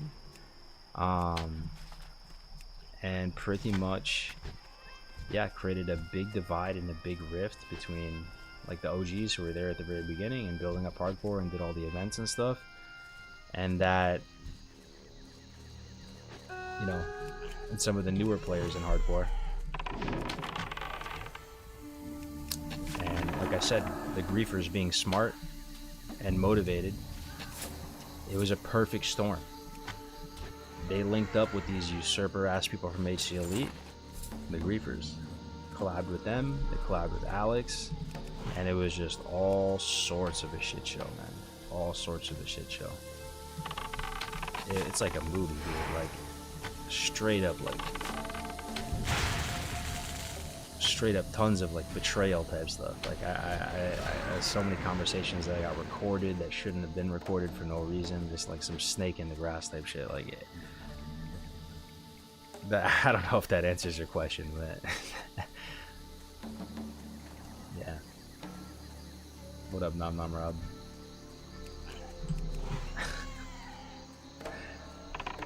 You said the same thing after Frontier. Yeah, I believe it. I wasn't even there for it, but I believe it. You were there for Road to Rag. That was when I look back on my whole time in WoW, though. Like, that's wow. Am I really still live on Instagram? I thought Instagram live streams capped at 1 hour. Let me see.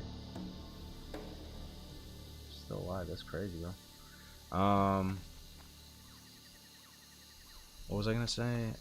Oh yeah, the most surreal time for me in all of my time playing vanilla, where I was honestly probably maximum immersed and the game felt so real. I've said this on stream before, right? You guys can guess what it was. Like I've said it multiple times. It's not the first time I've said this. Like, it felt so real and and I've never felt that feeling ever again. Was the launch of Road to Rag, Psalm Fresh. We had a freshly minted, like, super robust add-on, RXP roots, like locked in, a custom one Grays and I had. We had the streamer draft for it, if anyone remembers, where people could like kind of recruit which streamers they thought were gonna die, who were gonna make it, all this. Like, we over-engineered it, man. It was a really fun project. Like, and you know, Grays and I were duoing, and there's a lot of people hating on us because you know how Grays and I are. We're kind of goofy, right? Like, we just, you know, we die to dumb shit all the time. Like, we're not the most like turbo elite gamers in the world, so like, you know, a lot of people were thinking we were gonna die. Psalm came out, it was fresh, and we had this freshly minted add-on that Brandong had just recently freshly skinned. Like, the death alerts were making the noise, and it actually had that like skull pop-up, you remember? And the hardcore add-on was actually like themed using like the art assets that we had built up over the years. Like, it was looking super nice. And right as soon as Fresh launched, I'm not kidding you guys, it was quite literally, it felt like a war effort. Like, it was extremely immersive in a very real way. We had multiple meetings leading up to this operation. Like, it was really like a giant military operation. We had like guild leaders assigned out to everyone what team is gonna create HC Alpha, Bravo, Charlie, Delta, whatever. Everyone was going about their business, forming up their various like different companies within the battalion or whatever, right? And people are getting mowed down like crazy. Like, that's how it felt. I remember going to Dark Shore with Grays, and it felt like every man for themselves. Like, we can't die out here. Fuck everyone else, bro. Like we just got to get to the beach. Like, you know, like Dark Shore was like storming the beaches of Normandy, man. Like just getting there and getting away from the pack and getting out of that whole clusterfuck. And we're in Dark Shore and we're like level 11 and 12 and we're pushing in, starting to do some of the, you know, getting ahead of the pack finally. And the add-on is going off like crazy. I wish I still had the streams. I went back and I've looked for it, but I think the stream got corrupted or deleted or something like that. I really wish I could go back and watch it. But you know, I'm no cam streaming, Grace is no cam streaming, and we're duoing together. And I mean, it's like every second, it's like whatever the noise was, bro, like that raid warning noise. Like every second, people are dying. And you're just tunnel vision, you're just fixated on staying alive and going about your route that you practiced. And Grace and I had done a few practice runs, like at least up to 30 or so. So when I put all the pieces together, all the meetings we had leading up to it, the goals for the project, you know, it's the first time we're ever attempting hardcore raiding. You know, Blizzard had given us Soul of Iron at this point, I believe. So like that was like some first signs of support for hardcore and for One Life stuff. Freshly minted add-on, the community was bigger than it ever was before. This is a massive operation, never been attempted before. I don't know, you guys get the picture. That was extremely immersive and fun, that whole run up to 60.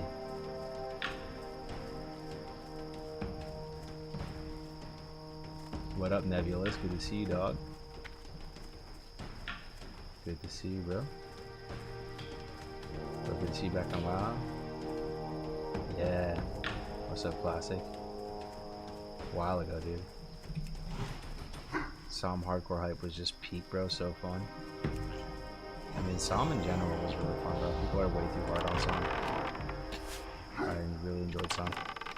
All of it. Psalm, more fun for me than 2019 Classic. I'm sorry. It just was. But it was on me. Like, I approached 2019 Classic a little bit. I misplayed. I really enjoyed Psalm, bro, like big time. Multi-life Psalm, I really enjoyed that. I had a really solid guild. I feel like I'm being hypocritical because I said that like I didn't really feel that attached to the community in Classic. I guess I was referring to 2019 Classic because my Psalm guild I felt very attached to. Shout out to Cleve. And we had a good guild leader.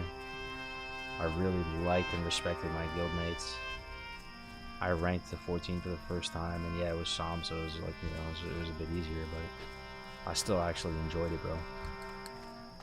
Door dashing every day, gained a bunch of weight. I was not physically fit, you know. It was long hours, but it was really like awesome, man. In hindsight, I enjoyed that shit so much. I enjoyed the rank so much, bro. I'm sick in the head. I enjoyed it.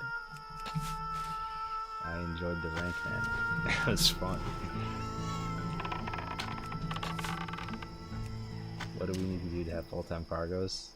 I appreciate it, man. It's nice of you to say that. You went to him in 2019, bro? Didn't you have a mage op following you at all times? I did. I leveled really hard, and I had like a big chip on my shoulder. I was like way too serious and like intense and like just didn't go about, wasn't that happy. Like the pressure was like just there, and I don't know, dude. There's so many things I misplayed in 2019. Like if I could have done it all over again, I probably just would have told Dev Camp and Melderon, fuck it, man, we're going to Faralina. Like we don't always have to do our own thing. Let's go to Faralina and let's just like be, I don't know, bro. If I had to do 2019 over again, let me think. Yeah, I may probably just go Faralina, and man, honestly,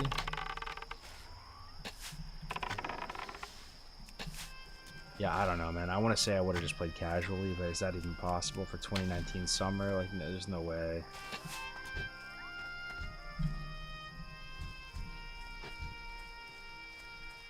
I think my headspace at the time was just cooked in 2019. I was like way too overly serious about it. I think that's just really what it was. I need to just chill the fuck out.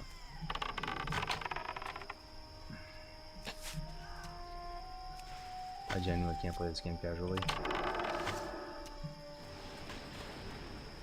Many people were way too serious in 2019 and it ruined it for themselves. Yeah. That's what I'm saying, dude. Psalm was lit, brother. Psalm was just, it was just so fun.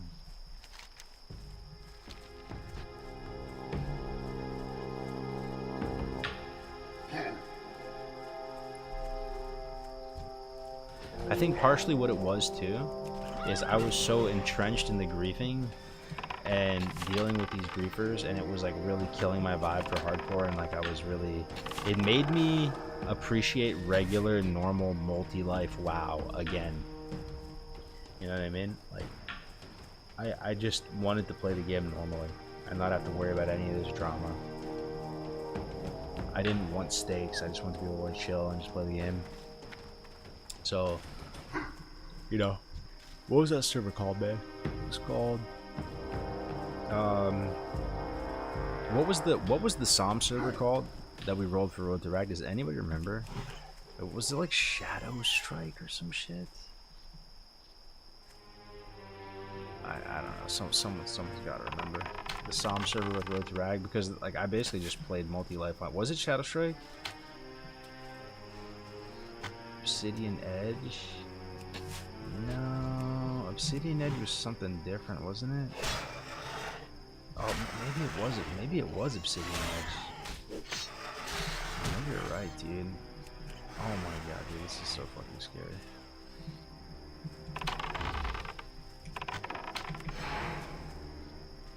Bro, I need Menpet like ASAP, bro. Like I need Menpet yesterday. I need Menpet yesterday. How do I still not have Menpet? Like what?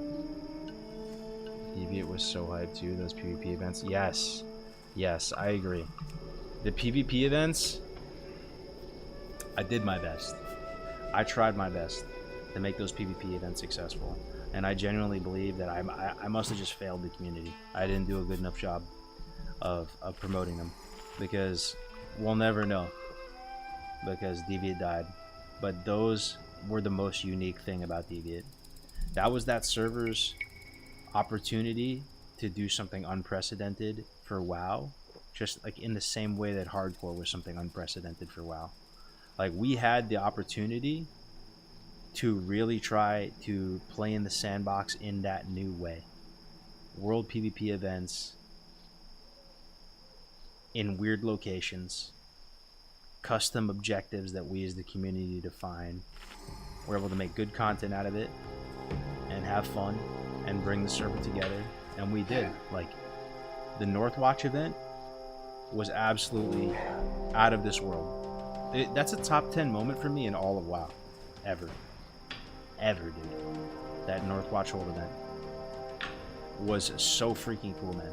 I don't know if any of the other ones lived up to it, right? I mean the one in SFK was pretty cool too, but Northwatch, that was the best, bro.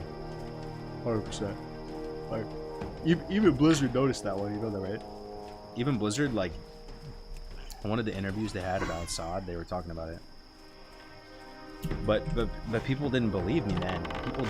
They didn't see it. I failed the community in that way. Like I didn't promote it good enough or something, or I should have been more organized about it, because we couldn't get it. We couldn't get it to snowball to the point where people really wanted to do it.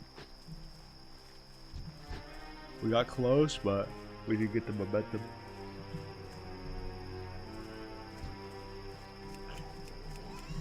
Defend Rosala. Yeah.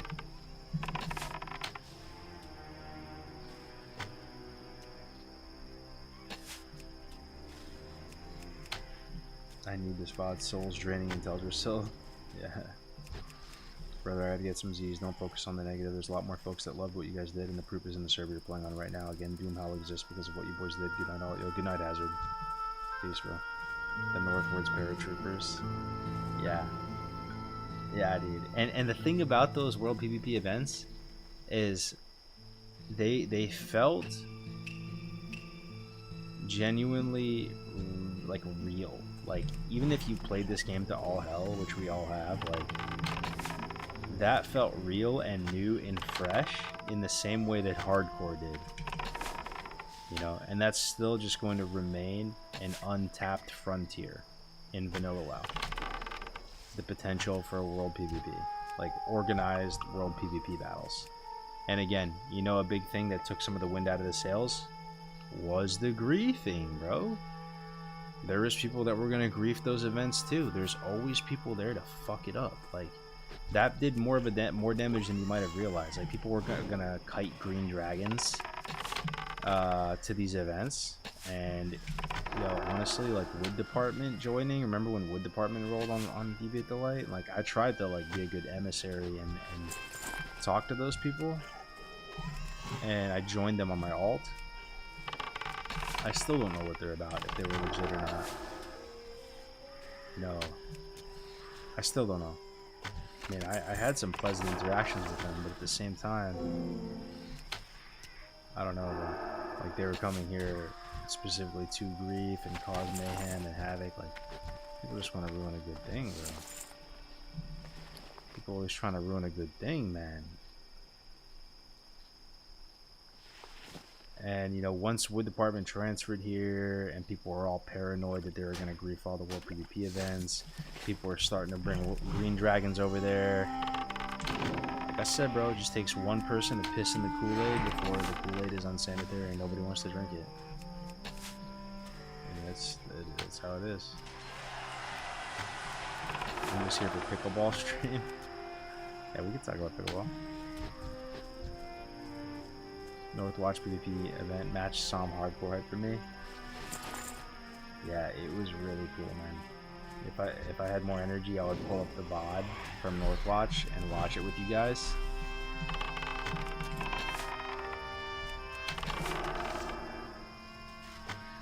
It was so sick. Some of the shots we got. The amphibious assault, the paratroopers. The little Makara out front. So good. I've spent more time level 1 to 30 Horde than all my life video games. All my life in video games total.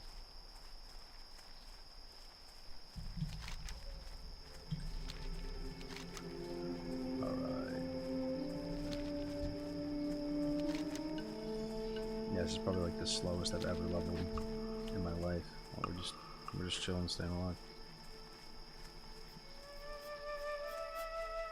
3 people online, including me on Horde Deviate, okay? That's funny. 3 people on Deviate. So what actually happened to Deviate? Does anybody here actually know? I literally just fell off the face of the earth again. I'm trying to remember what happened actually for me and Deviate. Something happened, bro. Where I basically just like stopped streaming. I think it was like, bro, I think there was more drama, dude. And I had a newborn, that's right. I honestly think there was more drama. Like, shit was popping off like with Alex and stuff again. And like I was getting like embroiled and stuff again. And like, it was just a combination of things, and I had a newborn, right? And I just was like, fuck it. I think that's what happened to me. But like, what happened with Deviate? Like, Shobek was streaming it every day. Oh, you know what it was too, though? Gray's like bailed on it early, right? Gray started playing hardcore again. That actually demotivated me a lot. I'm not gonna lie. Gray's like kind of just like moved on, and I was like, oh.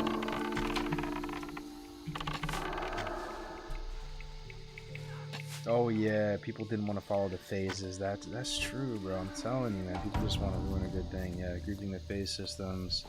Rumors of a fresh launch. That's right. And then also they announced, like, Soda came out and announced OnlyFangs, right? And this was during Deviate. Yes, dude, it's coming back to me now, bro.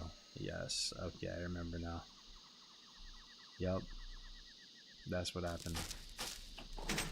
You know, he announced it for like months out, but like he announced it during Deviate. I remember your wife's water broke on stream, yup. Right before one of our PvP events. That's right. That's right. We got 60, over 60 on YouTube, and we got Almost 200 on Twitch. That's pretty good, guys. I appreciate it very much. Thanks for hanging out with me this evening. Thanks for the follow, Xtavian.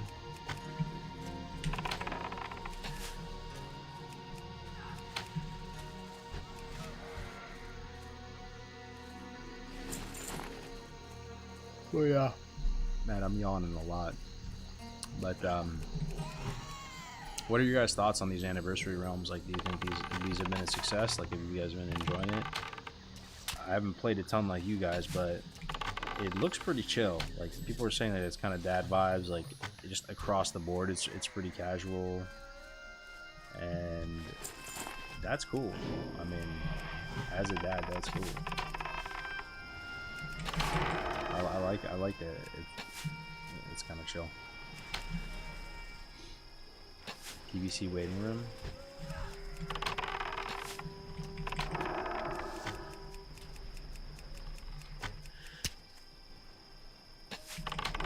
That's wild, bro. That we're going PVC again.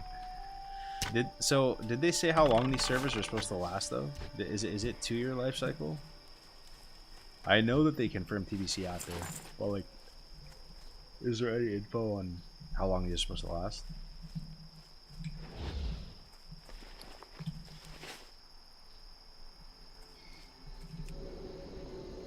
One year? Wow, is it really 1 year? Is it really 1 year, dude? It's actually a 1-year server? Bro, that was always my dream. Are you serious? Are you serious, dude? That actually came true? What the fuck?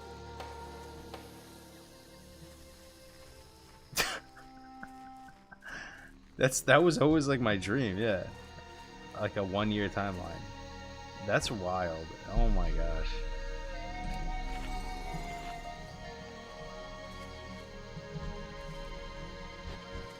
And these came out.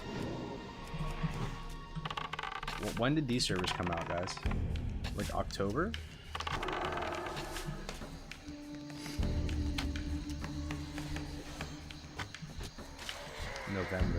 November 27th. Okay. So November of this year, PVC. Yes, dude. Then I can play Roguelock Prison 2s again. Yes. Oh, yes. You know, that was pretty fun too, though. That TBC private server, bro. That shit was fun too. Before TBC came out, I'm trying to remember what it was. The Endless Tournament Realm. Man, sometimes I'm a doomer about WoW, and then sometimes I have these. I just remember the little like nuggets of time that were really fun. That was really fun. Sun Strider or something. There was one endless TBC fresh. It was called Sun something. It was like 7x or something. But yeah, like I rated on there, played season 1 on there, got Glad on there. Really fun, man. And then like the tournament realm, all snowy and everything like that. Practicing on there with Shades of Reality and Bobka.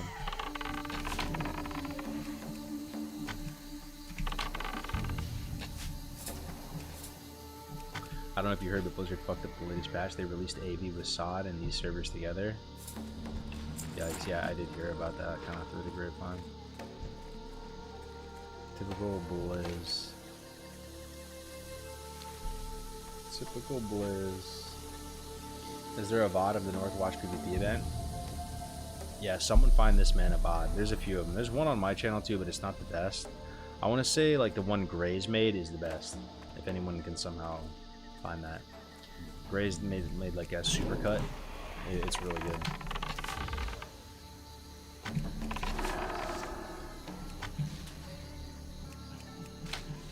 Northwatch PvP event was so good. Yeah, it really was. It really was. That's when we were at our. That was peak Deviant Delight vibes. OG Jeffrey, before he got demotivated, he was like vibing as the war chief. Oh, it was really good.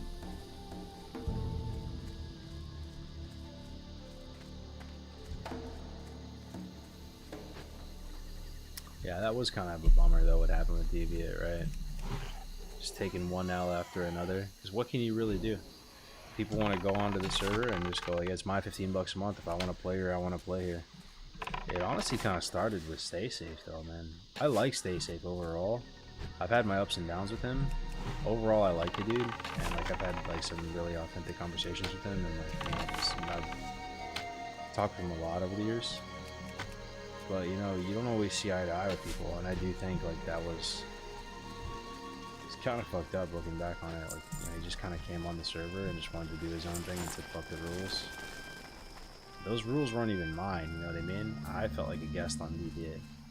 But like, just, you know, gotta show some respect, dude. The people who went to that random dead-ass server and put the banner down and planted the flag, they came up with like a rule set, and then, you know, people were showing up there, you know, they threw a party on a dead server, you know, and you show up to the party and you just like disregard everything. It snowballs, right? And then the Greek, what was that guy's name? Greek Mario Kart or something? He showed up with his guild and this, you know, unfazed and all that, man. It just, people won't like to ruin a good thing.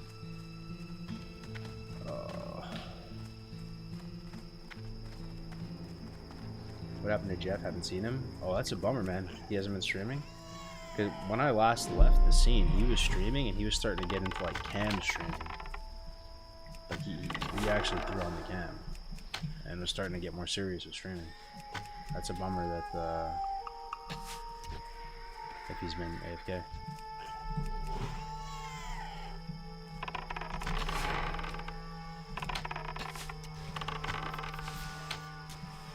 Really look forward to the Deviant streams. Yeah, me too, man. People have to fumble the bag again. I do think Deviant had a ton of potential. People wanted to move on to hardcore, disregard the phase rules. We didn't really get the buy-in with the World PvP events.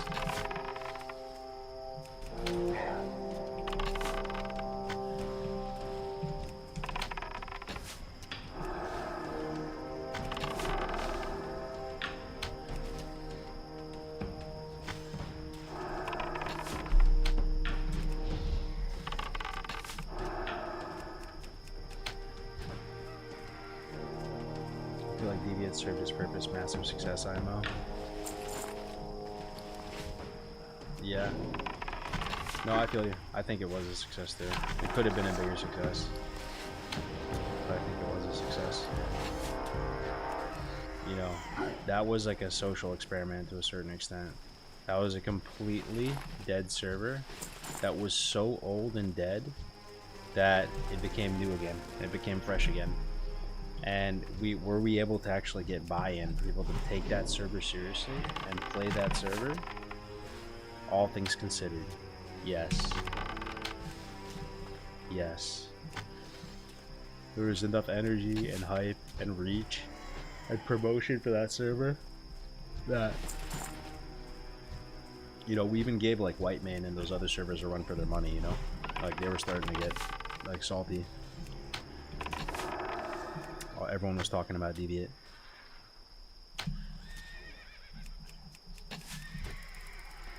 Transfers being locked, yep. It was like a little mini hard. It was like a little mini hardcore again on Deviant.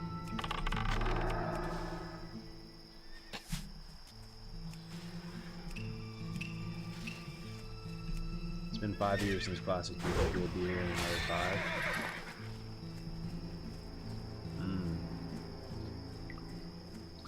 I don't know, man.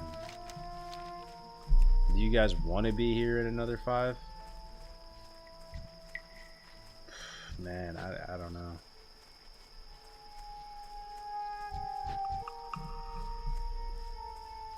Honestly though, like I like this relationship with the game. I feel like I don't feel bad about it. Like what I have right now. You know, like I'm working on my normal business stuff. And then I relax and unwind and play a couple hours of vanilla at night. You know, if that's your relationship with the game in 5 years, that kind of hits different, you know what I mean? If you're DGen gaming vanilla WoW in 5 years, I don't know about that one. evening friends, people happy. What's up, Seamus? Good to see you, man. Good to see you, bro.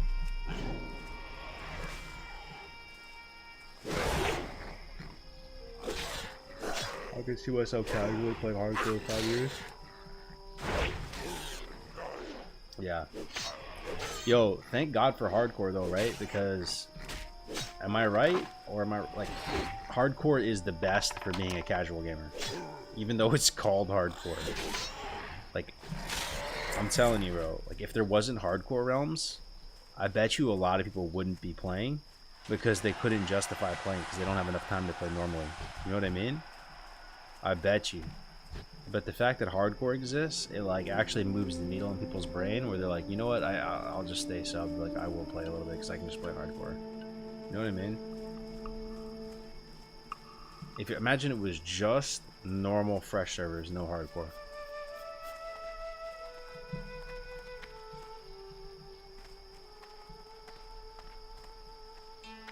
Self-bound hardcore is actually best. Yeah.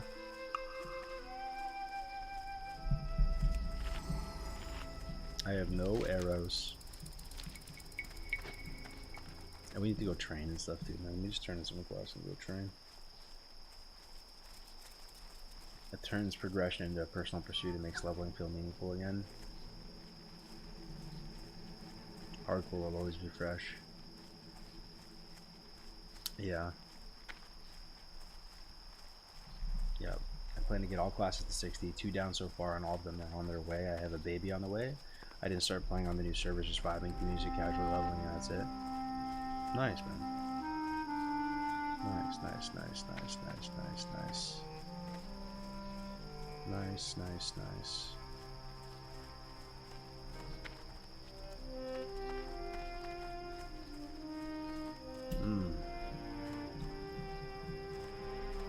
What do I want to say go forth to victory.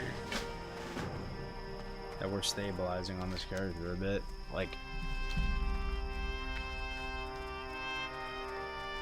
early teens in the Baron's really dangerous. I think by the time we get to like level even 18, we're like through the worst of it, you know? What's up, Yolandis? How you doing? What's the main? This is the main right now, brother.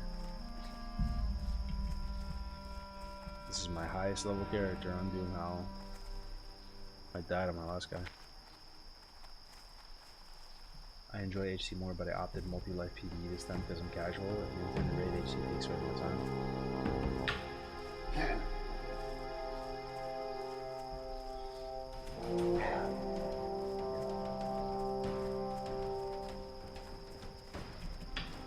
But yeah, I got what I wanted from the stream.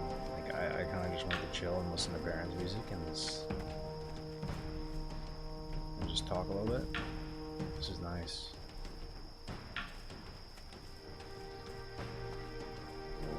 What character were you most attached to in my whole WoW career? Is that what you're asking? In my entire WoW career, character was the most attached.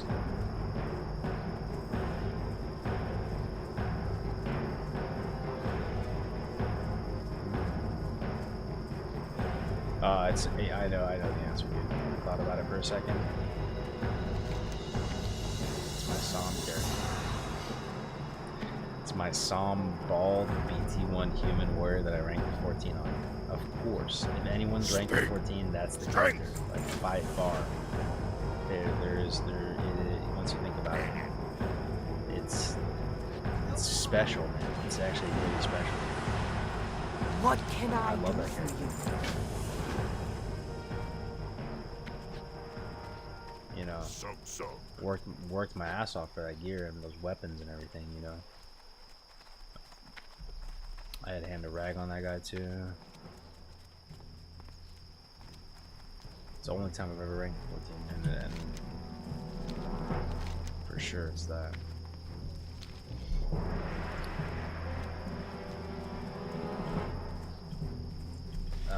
Haven't even mentioned Hardcore All-Stars, you're actually the GOAT classic content creator. Talk to me. I appreciate it, dude. I appreciate it. I do feel like I've done I do feel, you know, it might be main character syndrome, but if I'm being honest, I do feel like I have done a lot. What can I help you with? I've tried my very best, and I've like tried to actually really like sandbox this game and come up May with, your blades never think dull. outside the box and come up with like interesting projects and stuff like that. And we've done a lot of cool projects over the years, and that's something I'm proud of when I look back at everything. That we didn't just passively play the game and just play at every server just normally and all that. We always tried to do something interesting. I think my favorite character you streamed was the AoE Prop Alley. Yeah, that was a vibe too. We gotta run it back sometime. What about the HC Orc Warrior with the Ice Bar Spear that you had on Bloodsail? Yeah, that's up there too. I enjoyed that run a lot.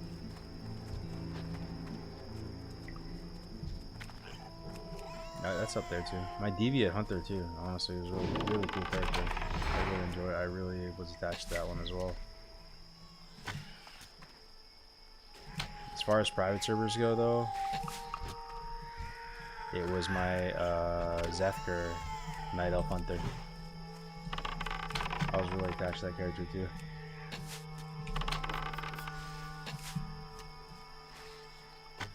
I was like, I always say like 9th server to 9th.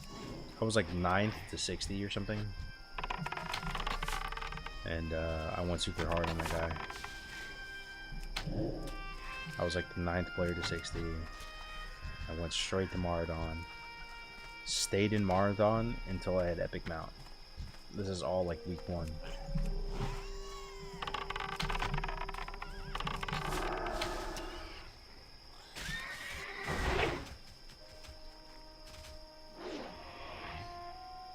And then HCAS watching y'all fishing for upgrades and chilling in Discord together on stream was great.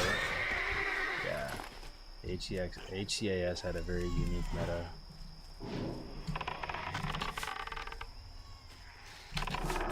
Really fun project though, dude. HCAS was really fun. Custom week ores for all the dungeons with like timers and mob requirements. Having to have uptime with those add-ons, like they call it like autobiographer or whatever. Just tracking all of your character data. Like it was a pretty airtight system, you know. It was really fun, dude. It was really fun. The race just kept dying, and then I died in Oldemar and fucked it up.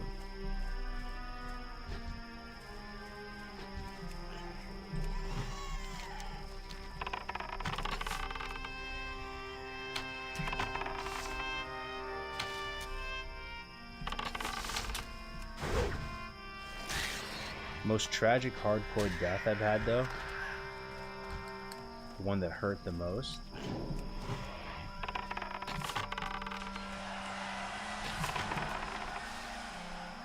it was probably not even my one in Winter Spring when I was in the high level 50s, because I died talking to Winky, doing that quest to get the Frostball shards in Winter Spring.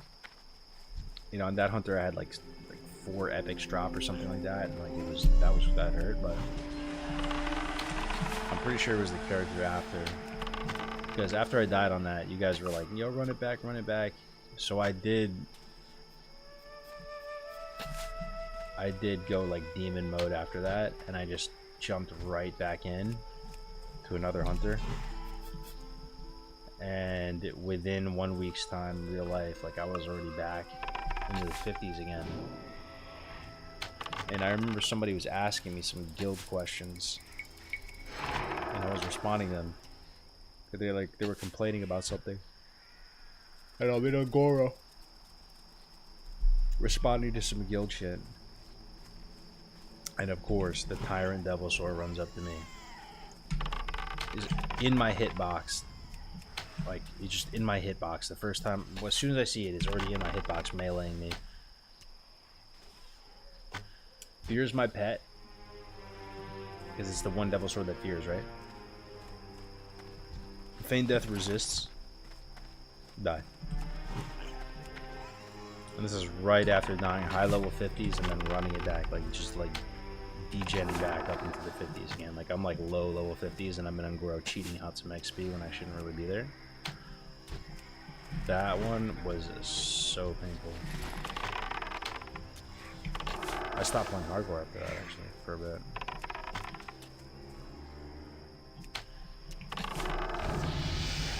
Was streamed? No, it wasn't even streamed. That was the worst thing. It wasn't even streamed. I didn't even get a clip out of it or anything.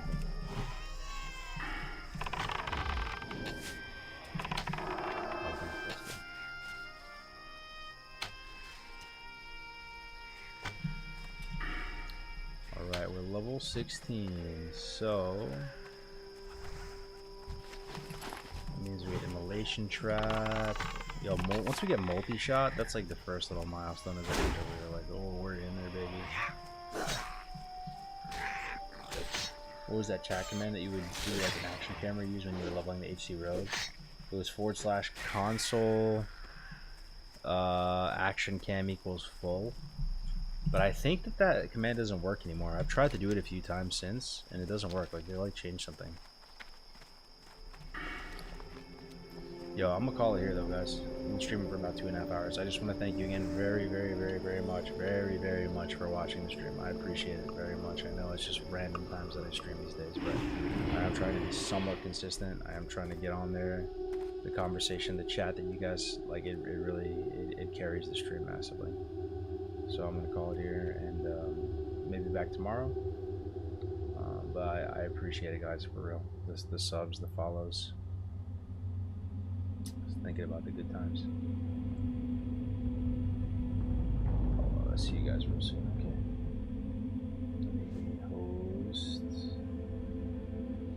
Let me host. Who should we host, bro?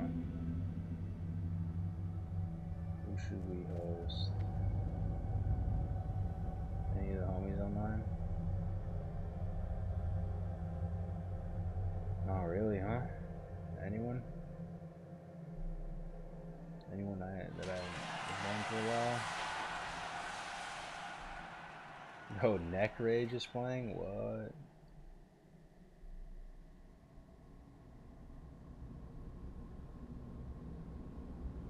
Bornless Zero.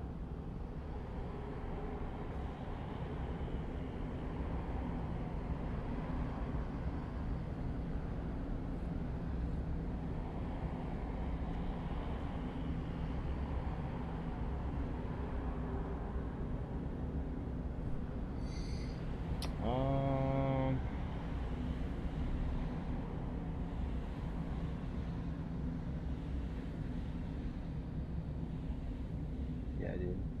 Maui? Maui Wowie? I don't really know that dude that much though, man, honestly.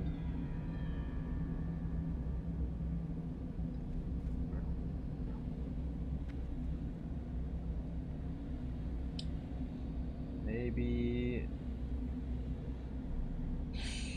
Bro...